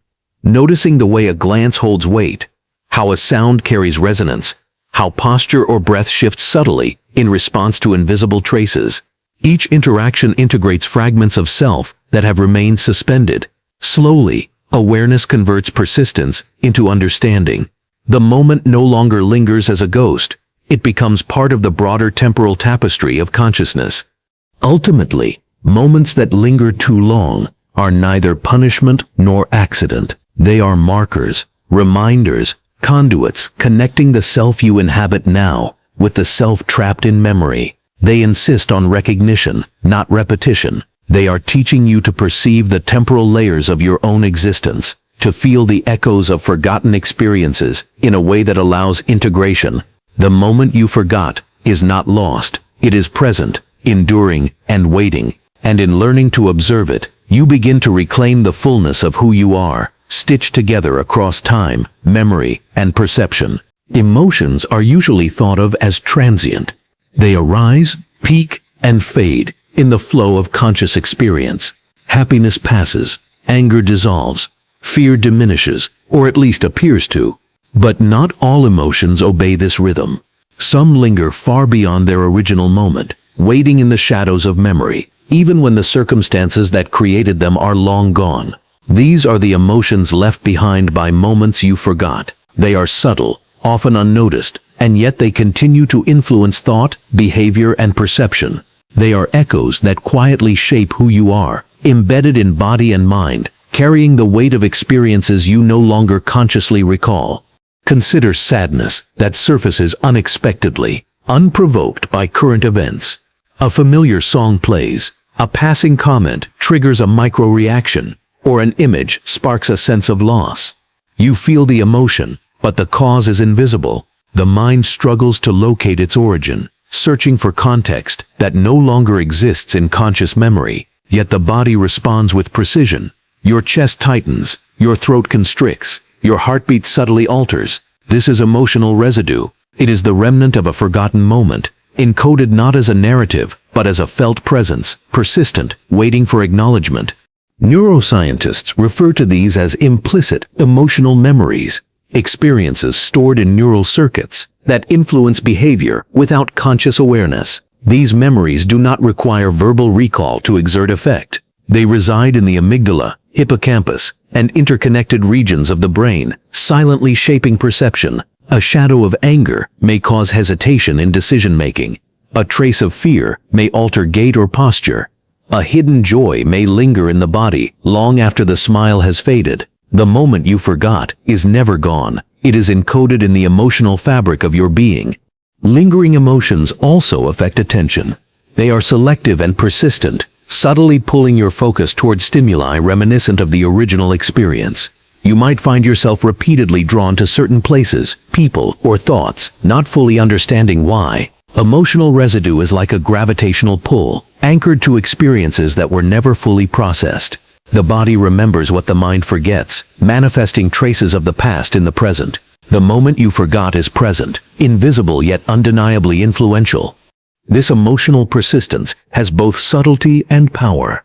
On one hand, it can gently guide choices, encourage caution, or reinforce intuition. On the other, it can mislead, provoke unrecognized anxiety, or create inexplicable tension. For example, you might hesitate to enter a room you once occupied during a moment of discomfort, long after the original event is gone, or you may unconsciously favor a route, a gesture, or a routine because it mirrors the state of your body during a moment you forgot. Emotions become bridges between present awareness and lost fragments of self. Some emotions are amplified by repetition. The more a lingering feeling arises without conscious resolution, the more it imprints itself on perception and thought. A single unacknowledged fear or longing can evolve into a generalized state, coloring unrelated experiences. Emotional loops form quietly, unnoticed, shaping decisions and judgments. The invisible tug of the forgotten moment becomes a subtle guide or obstacle, impacting life in ways that are neither immediately perceptible nor consciously directed. The moment you forgot manifests as influence, as resonance, as invisible presence. Awareness of these lingering emotions changes the experience entirely. When noticed, acknowledged, and traced to their subtle origin, they lose the power to unconsciously manipulate. Recognizing the source of the residue, identifying it as belonging to a past, forgotten moment, restores agency. The emotional echo transforms from an uninvited shadow into a messenger, a reminder of unresolved or unrecognized states of being. Awareness creates integration, allowing the self to reclaim fragments previously lost to oblivion. The paradox is profound. Emotions are both transient and eternal. Conscious experience sees them fade, yet their resonance endures, invisible but active, linking now with then, present with forgotten. You are never fully isolated from the past. Even when the mind believes it has moved on, the body and the subtle networks of memory hold on to emotional traces. These traces are evidence that moments you forgot continue to exist, not as narrative, not as memory, but as embodied experience. They wait silently to be recognized, to inform, to guide, to integrate. Moments you forgot, carried in lingering emotions, demonstrate that life is not solely a sequence of conscious events. Existence is layered, recursive, and distributed across memory, body, and perception. The past is not behind you, it coexists with the present, woven into the rhythm of breath, posture, heartbeat, and micro-expression. Every movement, every reaction, every instinctive thought carries the imprint of what has been unacknowledged. To notice this is to understand the quiet architecture of self, a structure built from layers of emotion, perception, and forgotten experience, each influencing the moment you inhabit now. Ultimately, emotions that stay behind are neither punishment nor flaw. They are data. They are guidance. They are living records of who you were when the moment occurred, preserved in body and mind. Recognizing them requires attention, curiosity, and patience. In doing so, you reclaim the parts of yourself left behind, transform influence into awareness, and integrate the forgotten into the living present. The moment you forgot is not lost. It endures, shaping experience, guiding perception, and waiting for recognition, teaching that the self is never a single point in time, but a continuum of emotion, memory, and presence. Certain places seem to breathe with memory. They resonate with fragments of experience, silently carrying traces of who you were, what you felt, and moments you thought were lost. A childhood home, an abandoned street, a long-forgotten classroom, or even a quiet corner of a cafe can feel alive with echoes. You enter, and inexplicable emotions surface: nostalgia, unease, joy, or subtle tension. These sensations do not belong entirely to the present. They are fragments of the past, embedded in the environment, waiting to be acknowledged. The places themselves are custodians of memory, silently retaining the imprint of the moments you forgot. Environmental psychologists call this phenomenon place attachment, but it is far deeper than sentimentality. Physical spaces are not passive. They record patterns of human interaction, motion, and emotion. Walls, floors, furniture, and even the air retain traces of movement and behavior. A hand brushed along a railing decades ago, laughter echoing across a room, the silence of waiting in a hall, all leave subtle imprints. When you return, consciously or not, the space responds, eliciting physiological and emotional reactions. You feel something stirring in the depths of perception, even when memory does not provide context. The effect is both immediate and insidious. In familiar spaces, you may notice slight hesitation in your movements, a pause at a doorway, or an inexplicable sense of familiarity or tension. Your body reacts to what the place remembers, not what you consciously recall. A forgotten argument resurfaces subtly in your posture. An abandoned hope awakens as a flutter in your chest. Places amplify the presence of the past, merging the spatial with the temporal. They become conduits connecting you with moments that your mind could not preserve alone. Sometimes the memories are joyful. Entering a playground where you once played as a child might elicit bursts of warmth or excitement, small smiles, or a buoyancy in step. You may feel a trace of courage, curiosity, or freedom that has long been dormant, carried in the environment like a hidden treasure. Other times, the memories are unsettling. A hallway may trigger anxiety or tension without explanation. A familiar building might evoke guilt or shame, and a park might summon longing or loss. These reactions are not hallucinations. They are your body, consciousness, and environment resonating with what you forgot. Spatial memory intertwines with emotional and cognitive memory. Your brain encodes location alongside event, emotion, and intention. The more emotionally charged the experience, the stronger the imprint in both neural and physical context. A forgotten moment thus persists not only in your mind, but in the places where it occurred. Even if the architecture changes slightly over time, subtle cues, the width of a hallway, the slope of a stair, the placement of a chair, can trigger recognition. The forgotten moment finds a foothold, asserting itself through the very geometry of space. These places also highlight the recursive nature of memory. You may return repeatedly to the same location, each visit uncovering additional layers of forgotten experience. One visit triggers a fleeting sensation. Another reveals a micro-reaction you hadn't noticed before. These interactions are not random. They are the dialogue between your present consciousness and the preserved echoes of the past. Places serve as anchors, mediators, and catalysts, enabling the integration of moments previously inaccessible to thought or memory. Interestingly, the influence of places extends beyond physical boundaries. Memory carries forward through attention, anticipation, and imagination. Even thinking about a location can evoke subtle, physiological responses, changes in heart rate, shifts in posture, tiny micro-expressions.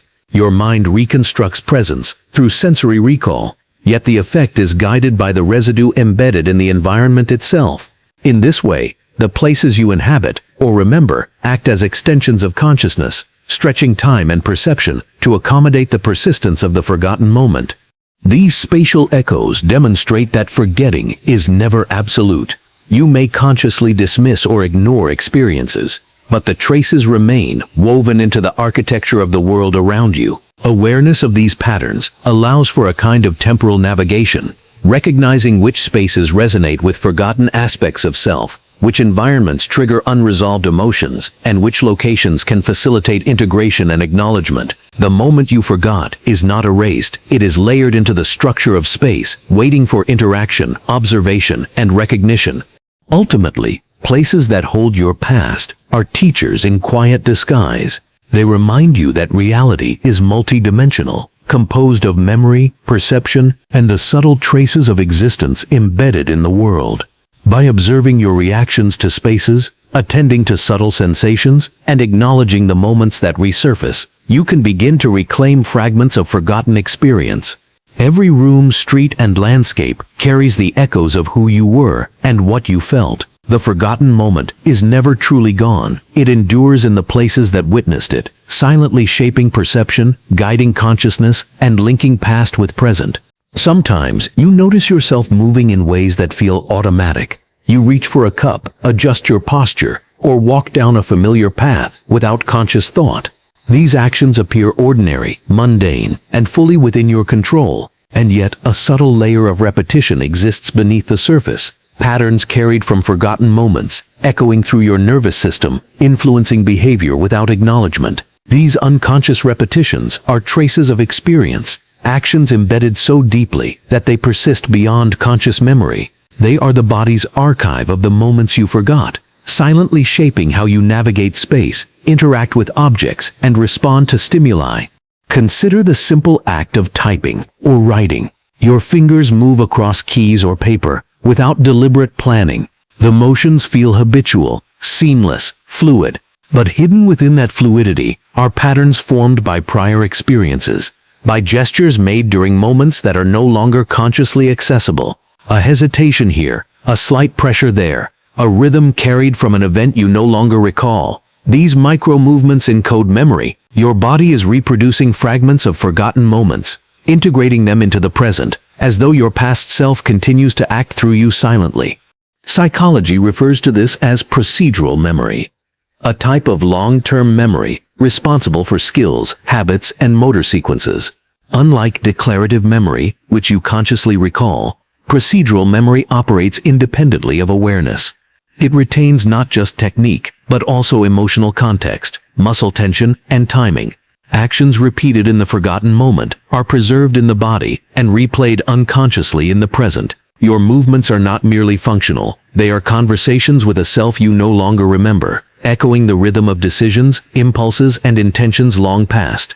The influence of these unconscious repetitions extends beyond physical motion. Habits, preferences, and even subtle emotional responses emerge as patterns embedded in actions. The way you arrange objects on a desk, the rhythm of your walk, the tilt of your head in conversation, each is shaped by traces of forgotten moments. These actions are rarely noticed. They blend into the seamless flow of everyday behavior, yet they carry with them the ghost of experiences and choices you may not consciously recall, affecting perception and decision-making in ways that feel both automatic and unavoidable. Unconscious repetitions can create tension when the body acts on memory without conscious guidance. You may pause briefly, feel a flicker of déjà vu, or hesitate inexplicably before initiating a familiar sequence. The body knows something the mind cannot name. Tiny micro-expressions, shifts in posture, or changes in breath reveal the underlying dialogue between past and present self. Actions are never isolated. They are the intersection of current intention and residual momentum from forgotten moments. They embody what your mind cannot articulate, but your body continues to honor. These repetitions are also recursive. One unnoticed movement can trigger another, creating loops of behavior that mirror patterns from the forgotten moment. A gesture made in frustration may echo in a present task. A posture held in fear may shape interaction without conscious recognition. These recursive sequences are subtle, layered, and deeply ingrained, influencing not just isolated movements but the architecture of behavior itself. The moment you forgot continues to unfold, quietly, through the mechanics of action. Awareness transforms these unconscious repetitions. When you observe your movements closely, noticing patterns without judgment, the body-mind dialogue becomes conscious. Habits shift, gestures change, and the embedded echoes of forgotten moments begin to integrate into present awareness. Action stops being entirely automatic and begins to reflect intention, informed by recognition. This conscious engagement with previously unconscious patterns restores agency and bridges temporal gaps. The forgotten moment is no longer lost. It is participating in life once again, not as a shadow, but as an active, acknowledged presence. The paradox is profound. The self you inhabit now is inseparable from the actions carried over from forgotten moments. Every movement, no matter how trivial, contains layered histories encoded in muscle memory, sensory experience, and subtle bodily rhythms. Actions repeat unconsciously, not to deceive or haunt you, but to preserve continuity. They are the body's way of honoring the moments you forgot, integrating them silently into the flow of experience, until attention and awareness reconcile past and present. In essence, actions that repeat unconsciously reveal the persistence of time within the body. They show that memory is not only a matter of thought, but of motion, habit, and physical presence. Every gesture, posture, and sequence of behavior is a palimpsest, layered with traces of forgotten moments, silently guiding perception and shaping reality. Recognizing these repetitions, observing them, and tracing their origins allows you to reclaim fragments of yourself previously hidden in motion. Through this process, the moment you forgot becomes an active participant in the present, woven seamlessly into the ongoing narrative of your being. Ultimately, these unconscious repetitions teach a crucial lesson. You are never fully detached from your past. Even when a moment is forgotten, it endures in action, posture, and movement, continuously informing the present. Awareness does not erase these patterns, it illuminates them, enabling integration.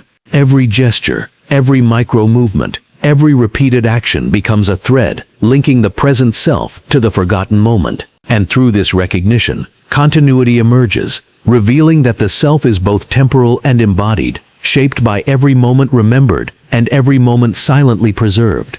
You have likely experienced a sensation that feels inexplicably familiar before you consciously recognize why.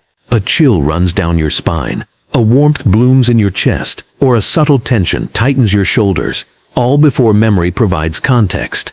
These sensations precede thought, acting as alerts from parts of consciousness that operate beneath awareness. They are remnants of the moments you forgot, preserved in the body and nervous system, signaling events, emotions, or intentions before the mind has a chance to process them. The body remembers what the mind cannot, carrying the past forward in raw, unfiltered experience. Neuroscience reveals that sensory memory operates in parallel with conscious perception. Signals from the environment, sound, touch, smell, sight, are processed rapidly, influencing emotional and behavioral response before reaching full conscious awareness.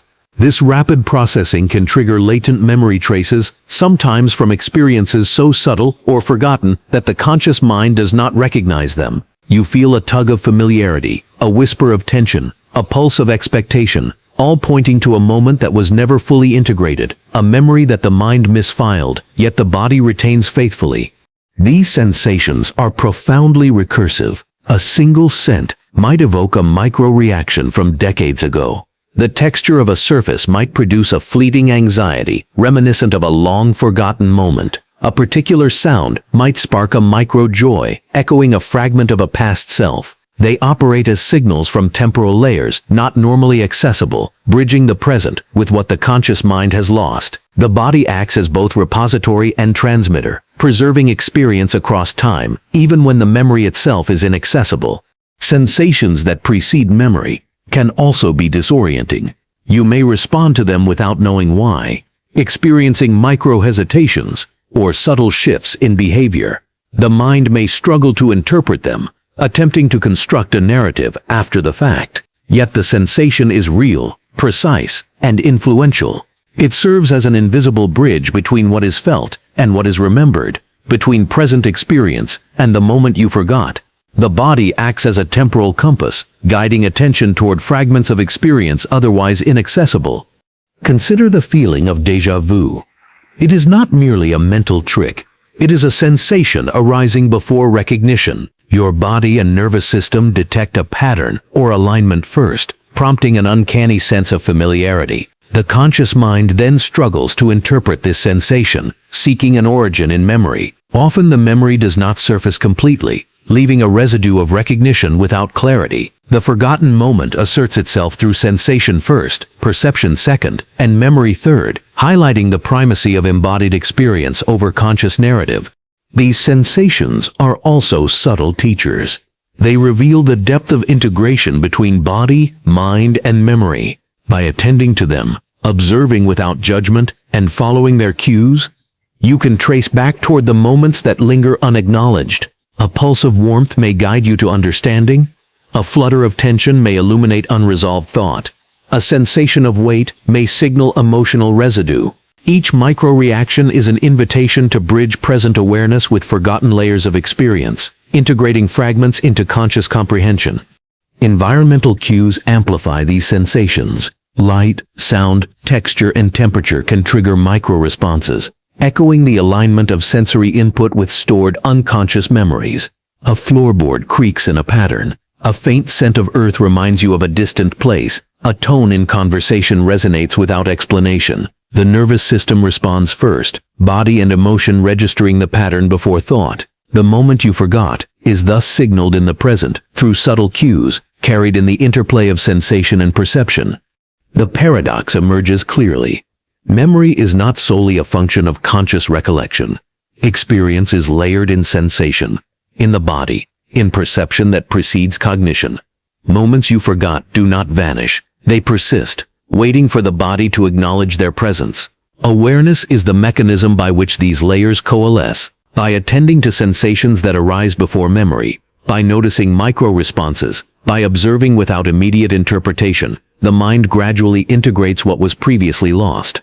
Sensation becomes access, perception becomes recognition, and the forgotten moment re-enters the flow of conscious existence. Ultimately, sensations that precede memory reveal the intricate architecture of consciousness. They are proof that time, memory, and self are layered, recursive, and embodied. The moment you forgot is never entirely gone. It lives in pulse, tension, warmth, and awareness, signaling itself before narrative comprehension arrives. Recognizing these signals allows for integration, continuity, and reconnection. Awareness converts residual sensation into understanding, bridging the temporal gap, aligning body, mind, and past, and reclaiming the full spectrum of experience from the subtle currents that quietly traverse existence. Every choice you make carries with it layers you cannot immediately perceive. Even seemingly trivial decisions, a route you take, a word you choose, a pause in conversation, are influenced not only by conscious thought, but by the subtle echoes of moments you forgot. These forgotten experiences leave traces in neural circuits, emotional residues in the body, and micro-patterns of behavior that continue to shape perception and judgment. You act under the assumption that your decisions are entirely your own, yet each is subtly sculpted by fragments of self suspended in time, exerting influence beyond conscious awareness.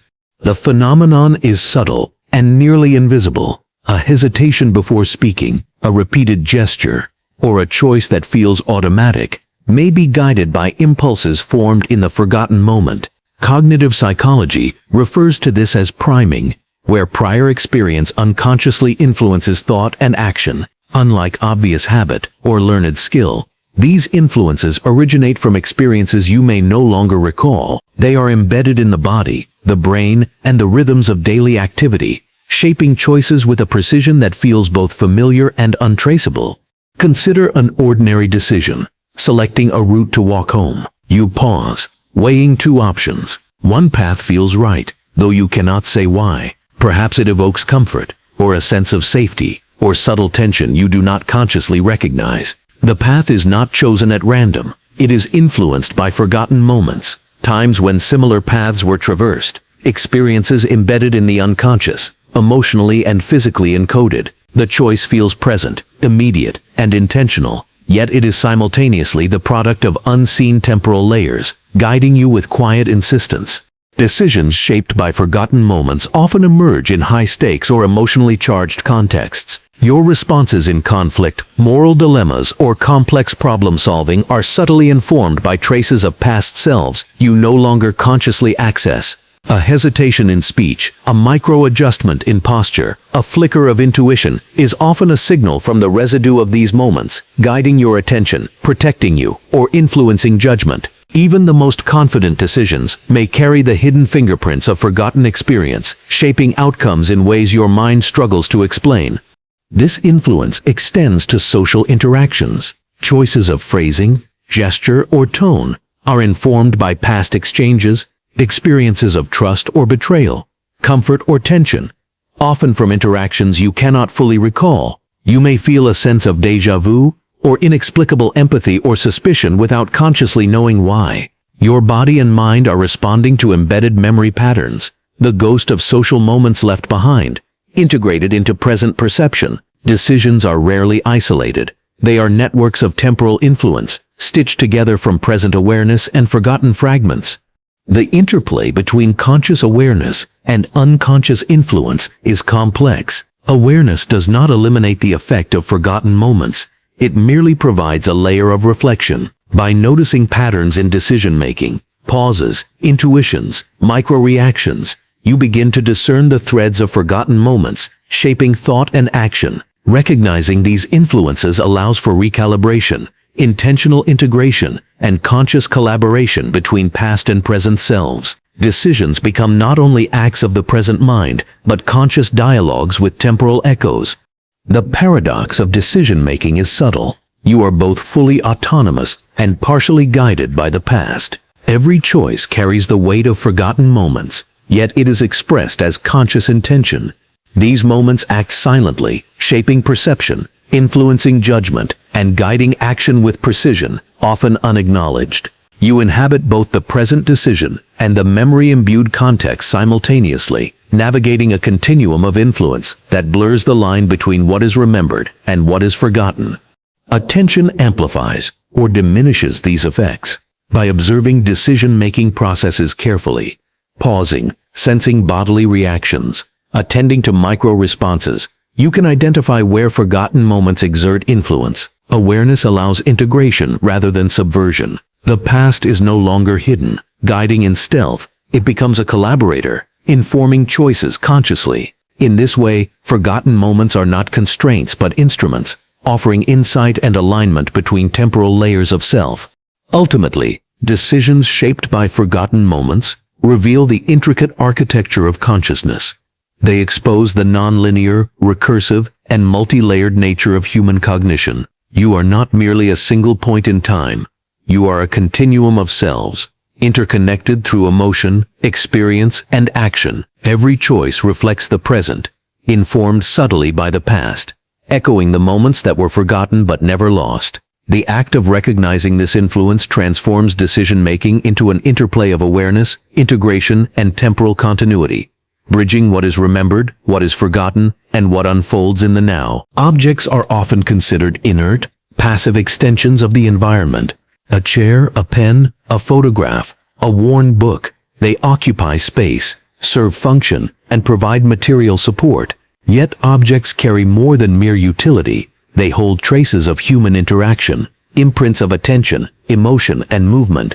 They preserve the echoes of moments you forgot, subtle signals embedded in form, texture, or placement, waiting to be sensed. When you encounter certain objects, a flicker of memory, a wave of sensation, or a sudden familiarity may arise, not from conscious recollection, but from the resonance of the forgotten moment preserved in the object itself. The phenomenon is subtle, but persistent. A cup you reach for may feel slightly heavier than expected, not due to material weight, but because your body recalls a micro moment associated with it. A photograph might evoke an unnameable sense of longing or regret. A pen might inspire hesitation or flow you cannot explain.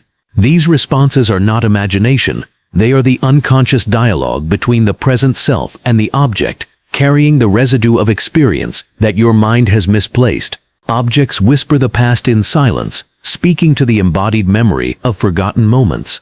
Psychologists describe part of this as associative memory, where environmental cues trigger responses stored in the nervous system without conscious awareness. The object itself need not be inherently special. Its significance emerges from the interaction it witnessed, the use it received, or the emotion it absorbed. A chair once occupied during a moment of intense discussion, a book handled with anticipation or sorrow, a pen that recorded a fleeting revelation. Each retains subtle signals that the body and subconscious mind respond to long after the conscious self has moved on. These object-mediated echoes often manifest in small, almost imperceptible ways. Micro-adjustments in grip, slight shifts in posture, brief hesitation before using an item, or fleeting emotional responses may arise spontaneously. The objects are not active agents, rather they serve as carriers of time, preserving fragments of human experience. In touching them, using them, or simply perceiving them, you are momentarily interfacing with the moment you forgot, receiving signals that ripple quietly through perception, sensation, and awareness. Objects can also trigger recursive chains of memory and emotion. Handling a familiar pen may evoke a fleeting tension, leading to a remembered thought, which in turn colors perception of another object, forming a subtle network of interconnected echoes. The chain is often nonlinear. You may sense resonance without chronological clarity, experiencing fragments as they surface in unpredictable patterns. The forgotten moment expresses itself through material resonance, translating the abstract and temporal into the tangible and present. Even everyday objects participate in this silent narrative. A doorknob, a mug, a piece of fabric.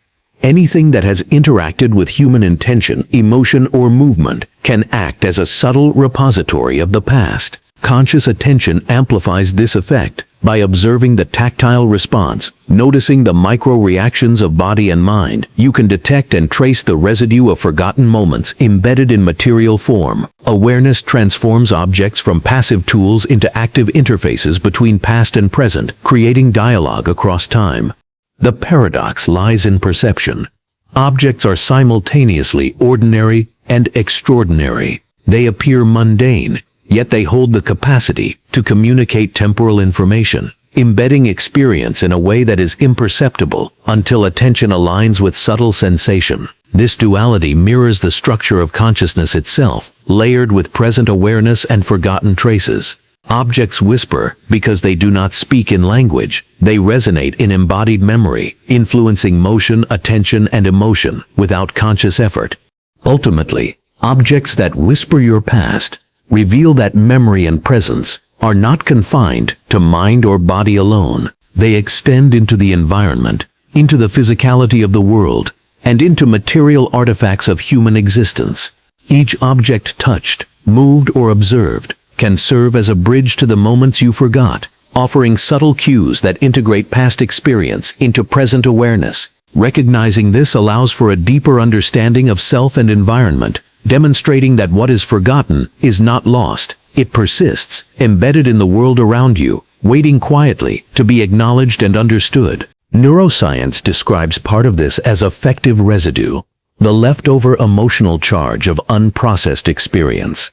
Even when an event slips out of memory, the emotional response generated by it can persist in the amygdala and the body. Your nervous system continues responding to a moment you no longer remember. The forgotten moment lives on, not as a picture or story, but as raw feeling that resurfaces whenever triggered by similarity in tone, sensation, or circumstance. Emotion, unlike memory, does not rely on narrative or sequence. It is pattern, energy, charge. It lingers long after the story attached to it has faded. This creates the strange phenomenon where you feel something intensely without knowing why. The mind, always hungry for coherence, often invents new explanations to justify these emotions. But beneath those explanations lie older, quieter truths, echoes of forgotten moments whose emotional imprint is still alive, waiting for recognition. There are emotions you feel today that do not belong entirely to the present version of you. A sudden sadness with no obvious cause. A wave of irritation that appears disproportionate to the situation, or a quiet joy that seems unearned. These emotions drift into awareness as if from nowhere, yet they are not random. They are the emotional residues of moments you forgot.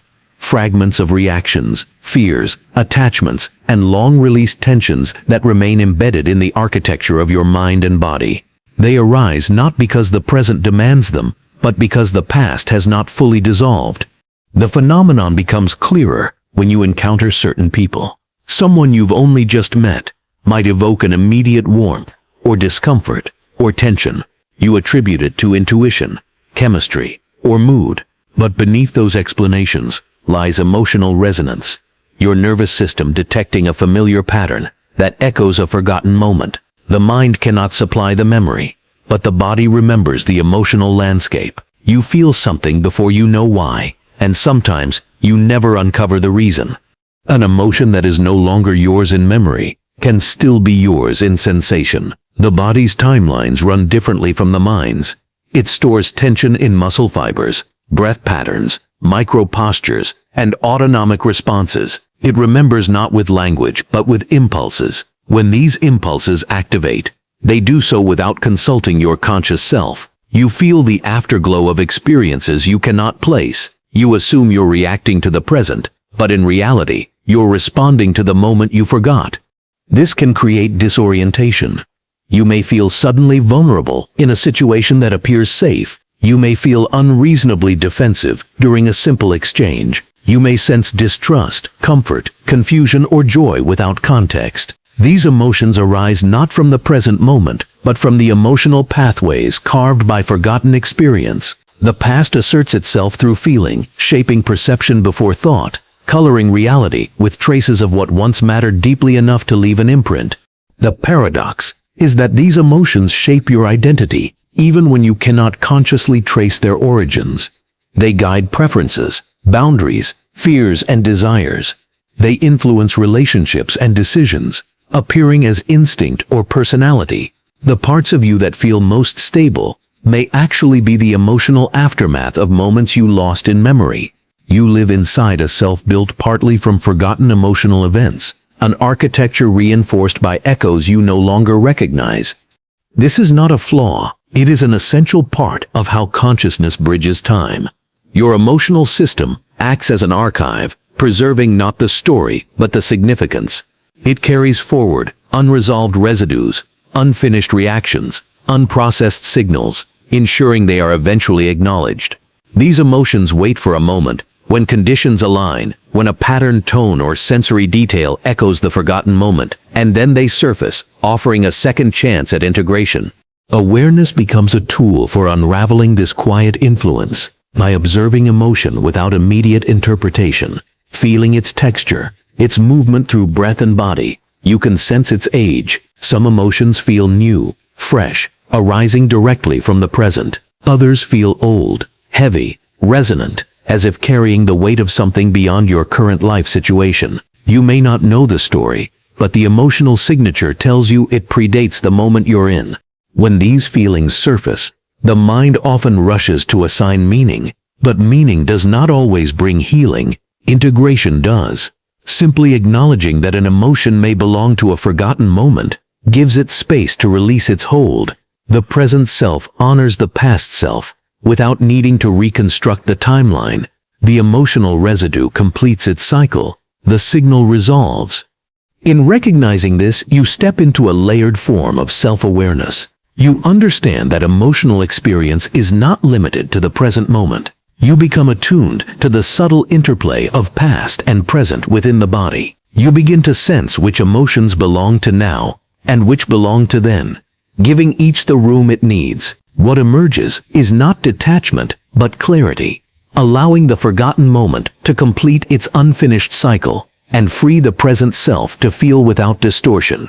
This is the deeper truth. Emotions that no longer belong to the conscious you still belong to your timeline. They are remnants of experiences that shaped you invisibly, guiding you from beneath awareness. They are proof that the past is not static. It is woven into the body, the nervous system, the emotional reflexes that rise without explanation. The forgotten moment survives in these sensations, waiting not to be remembered, but to be felt fully, so it can finally rest. Emotions that aren't yours anymore reveal the hidden continuity of consciousness. They show that time is not a line but a field, with echoes and charges moving freely across it. By listening to these feelings without fear or resistance, you reclaim fragments of yourself long left behind. The forgotten moment no longer controls from the shadows. It becomes part of the integrated whole, allowing the present self to move forward with steadier breath and clearer perception. There are emotions inside you that no longer remember where they came from. They rise like tides without a moon, moving through the body with direction but no origin. You feel a sudden unease in a quiet room, a wave of warmth in a stranger's smile, a pressure behind the ribs when nothing has happened at all. These are not reactions to the present moment. They are echoes, emotional residues from the moments you forgot, still alive, still shaping you, long after the memory that created them dissolved. Neuroscience acknowledges this phenomenon as affective residue. Emotions stored independently of the facts or events that cause them. The memory fades first. The emotion stays. The body becomes the container for what the mind can no longer hold. This is why you sometimes cannot explain what you feel. The emotion is older than the story you tell yourself. It returns without context, without permission, without narrative, because it was never tied to narrative in the first place, only sensation. These emotional echoes are stored in subtle ways. A forgotten moment of embarrassment becomes a flicker of self-consciousness during ordinary conversations. A long-lost joy creates an inexplicable sense of hope when you least expect it. A fear you no longer recall becomes a quiet tightening in the throat, triggered by cues too small for conscious recognition. The forgotten moment survives not in thought, but in emotional chemistry, neurotransmitters, muscle tension, hormonal patterns, micro-expressions, autonomic responses. You may think an emotion is irrational, sudden or disproportionate, but it is rarely random. The body is simply reenacting a pattern established long ago, in a moment the mind discarded for efficiency, protection, or survival. When the memory vanished, the emotion remained behind, like a ghost still walking the map of a city that no longer exists. The recursive loop begins when these forgotten emotions influence new experiences. You feel an inexplicable sadness, so you interpret the present through a somber lens, shaping behavior that reinforces the emotion, which shapes perception. which shapes memory. In this way, forgotten emotions quietly rewrite your present, weaving themselves into the structure of your choices, relationships, and interpretations. Emotions that outlast memory begin to author the life you believe you are consciously creating. People often mistake emotional echoes for intuition, and sometimes they are similar, a trace of something remembered by the body but inaccessible to thought. But intuition is directional, expansive. Emotional residue is repetitive, cyclical. It pulls you back into the same patterns instead of guiding you forward. You find yourself avoiding opportunities without knowing why, drawn toward familiar discomforts or feeling out of place in situations that should feel safe. The emotion is not wrong, it is outdated. It belongs to a moment that is no longer here, yet still exerts influence over the moment that is. Awareness becomes the untying of knots. When you pause and observe the emotion without rushing to label or justify it, the sensation begins to reveal its texture. You notice where it sits in the body: tightness in the chest, warmth in the stomach, heaviness in the limbs. This sensory detail is the language of forgotten emotion. It speaks through tension and temperature, through breath and posture, expressing what memory cannot articulate. Sometimes, by sitting quietly with an emotion, you begin to sense its approximate age.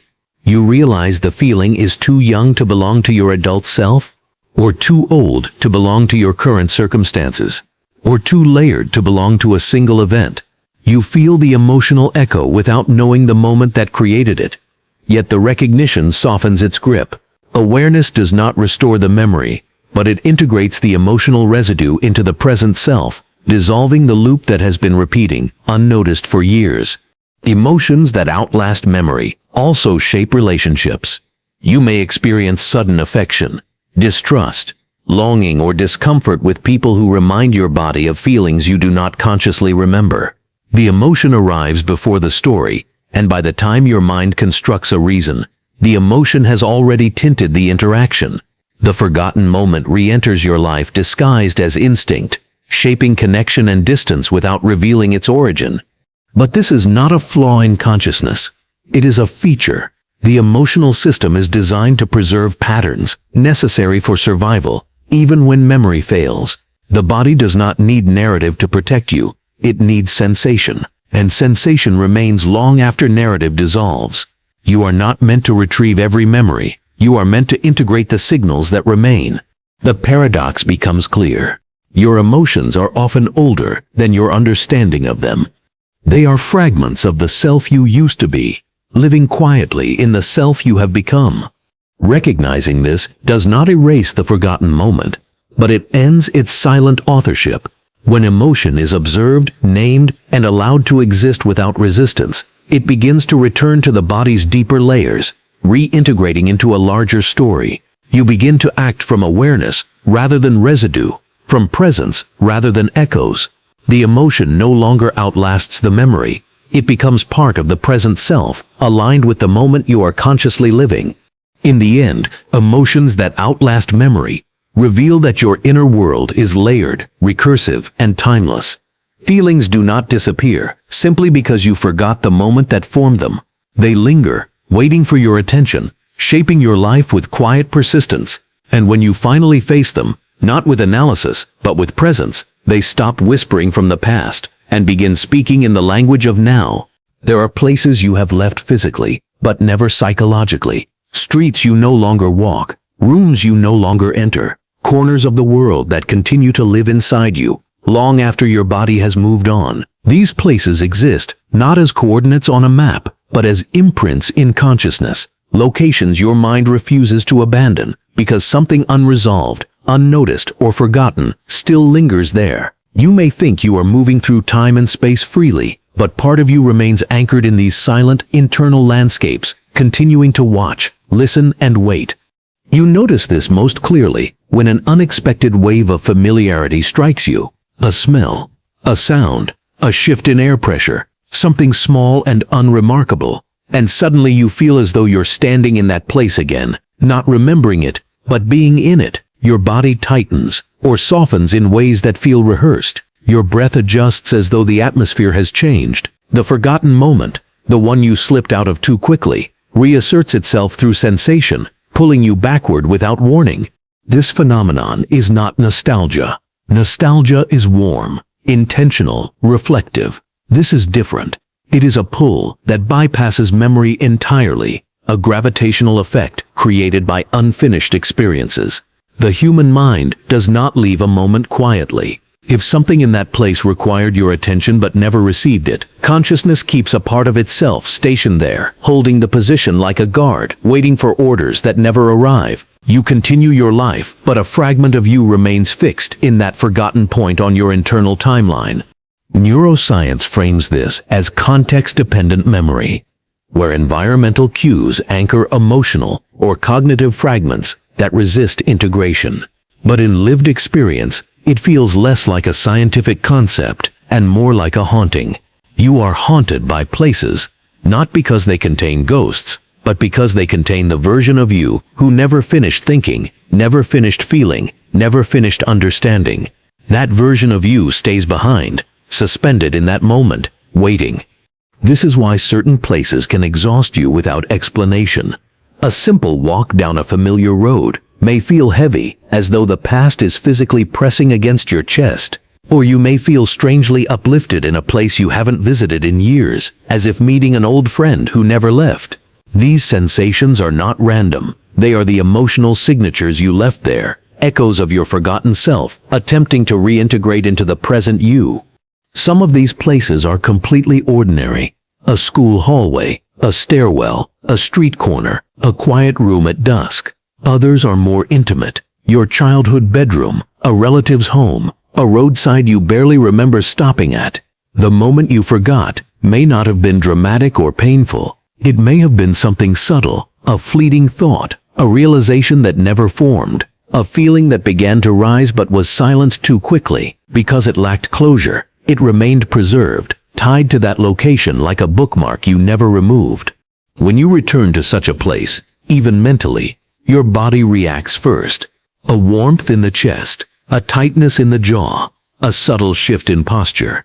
Your body is reminding you that you left something behind. The forgotten moment becomes active again, vibrating at the edges of awareness, asking to be acknowledged. Most people ignore it. They brush it off, call it déjà vu, or assume it's the power of memory. But the truth is more nuanced. Your consciousness is attempting to retrieve what you abandoned. This is why some places feel larger in your mind than they ever were in reality. A single bench can feel like a cathedral of memory. A 4-step stairway can stretch in your inner world like a canyon carved across years. A narrow hallway can echo with significance despite seeming unremarkable to anyone else. The size is not in the place itself. It is in the volume of unprocessed experience stored there. Awareness changes everything. When you notice these places, when you recognize the pull, you begin to understand the architecture of your own internal landscape. You see that your mind is not linear, but mapped across environments. These places are coordinates, not in space, but in identity. By acknowledging them, you invite the fragment of yourself still lingering there to return. You allow integration. You allow continuity. The paradox emerges. You never fully leave the places where your mind remains, and yet those places only exist because a version of you stayed behind. The moment you forgot is preserved in both the environment and the psyche, waiting quietly for recognition. When you acknowledge it, you dissolve the boundary between past and present. The place stops calling for you. The mind relaxes. The fragment of self that was trapped there rejoins the larger whole, and the forgotten moment finally completes its loop. In this way, places become not prisons, but teachers. They reveal the parts of yourself you didn't realize were incomplete. They show you where your awareness fractured and where your narrative left gaps. By listening to the places your mind refuses to leave, you can reclaim the forgotten moment, reintegrate your scattered timelines, and inhabit the present with a fullness no longer fractured by silent echoes of elsewhere. You have now walked through the strange architecture of your own mind, one built from loops, echoes, impulses, and sensations that continue long after memory dissolves. With every section, you have peeled back another layer of the same silent truth. You are not simply living in time. You are living in the residue of moments you forgot, moments that still move you, Moments that still choose for you. Moments that still breathe inside your reactions, your intuitions, your hesitations, your comforts and your fears. Throughout this journey, you saw how forgotten moments influence everything. Your awareness, your emotions, your habits, your relationships, even the objects you touch. You have learned that forgetting does not erase anything. It merely shifts experience into the background, storing it in muscle, breath, posture, decision, and sensation. The mind may dismiss what it cannot hold, but the nervous system keeps its own archive. Time does not disappear. It hides inside you, waiting for awareness to illuminate it. And now, as the narrative draws toward stillness, a deeper paradox appears. What if the moment you forgot never stopped happening? What if it continues replaying in micro-behaviors, in unexplained tensions, in sudden familiarity, in repeated choices that feel almost predetermined? What if your present self is built from forgotten selves, each contributing silently to who you think you are right now? You have felt hints of this already, through echoes that resurface without context, through sensations that arrive before understanding, through decisions that seem rooted in nothing, yet feel undeniably right. These are not accidents, they are signals from the version of you that remained behind, caught in a moment that consciousness no longer remembers, but the body never left. And here is the quiet, final realization. You exist in two places at once. One version of you walks forward, collecting new experiences, forming new memories, living the now. The other lingers in the folds of forgotten time, influencing the present with invisible threads. Your life becomes the conversation between these two selves, the remembered and the forgotten, the conscious and the quiet, the present and the residue. You are not stuck in the moment you forgot. Rather, the moment is stuck in you, replaying through patterns, guiding you through impulses, whispering in your reactions. Yet awareness changes everything. Because the moment you finally see the forgotten influence, it no longer remains forgotten. The loop softens. The echo settles. The silence gains voice. And what once controlled you from the shadows becomes a part of your conscious continuity. You reclaim the time you lost. You integrate the pieces you abandoned. You become whole in the places where memory once fractured. So let this conclusion be a gentle returning to yourself, to your unseen history, to the quiet moments shaping your existence. You are not stuck in the moment you forgot. You are finally remembering that you have been living with it all along.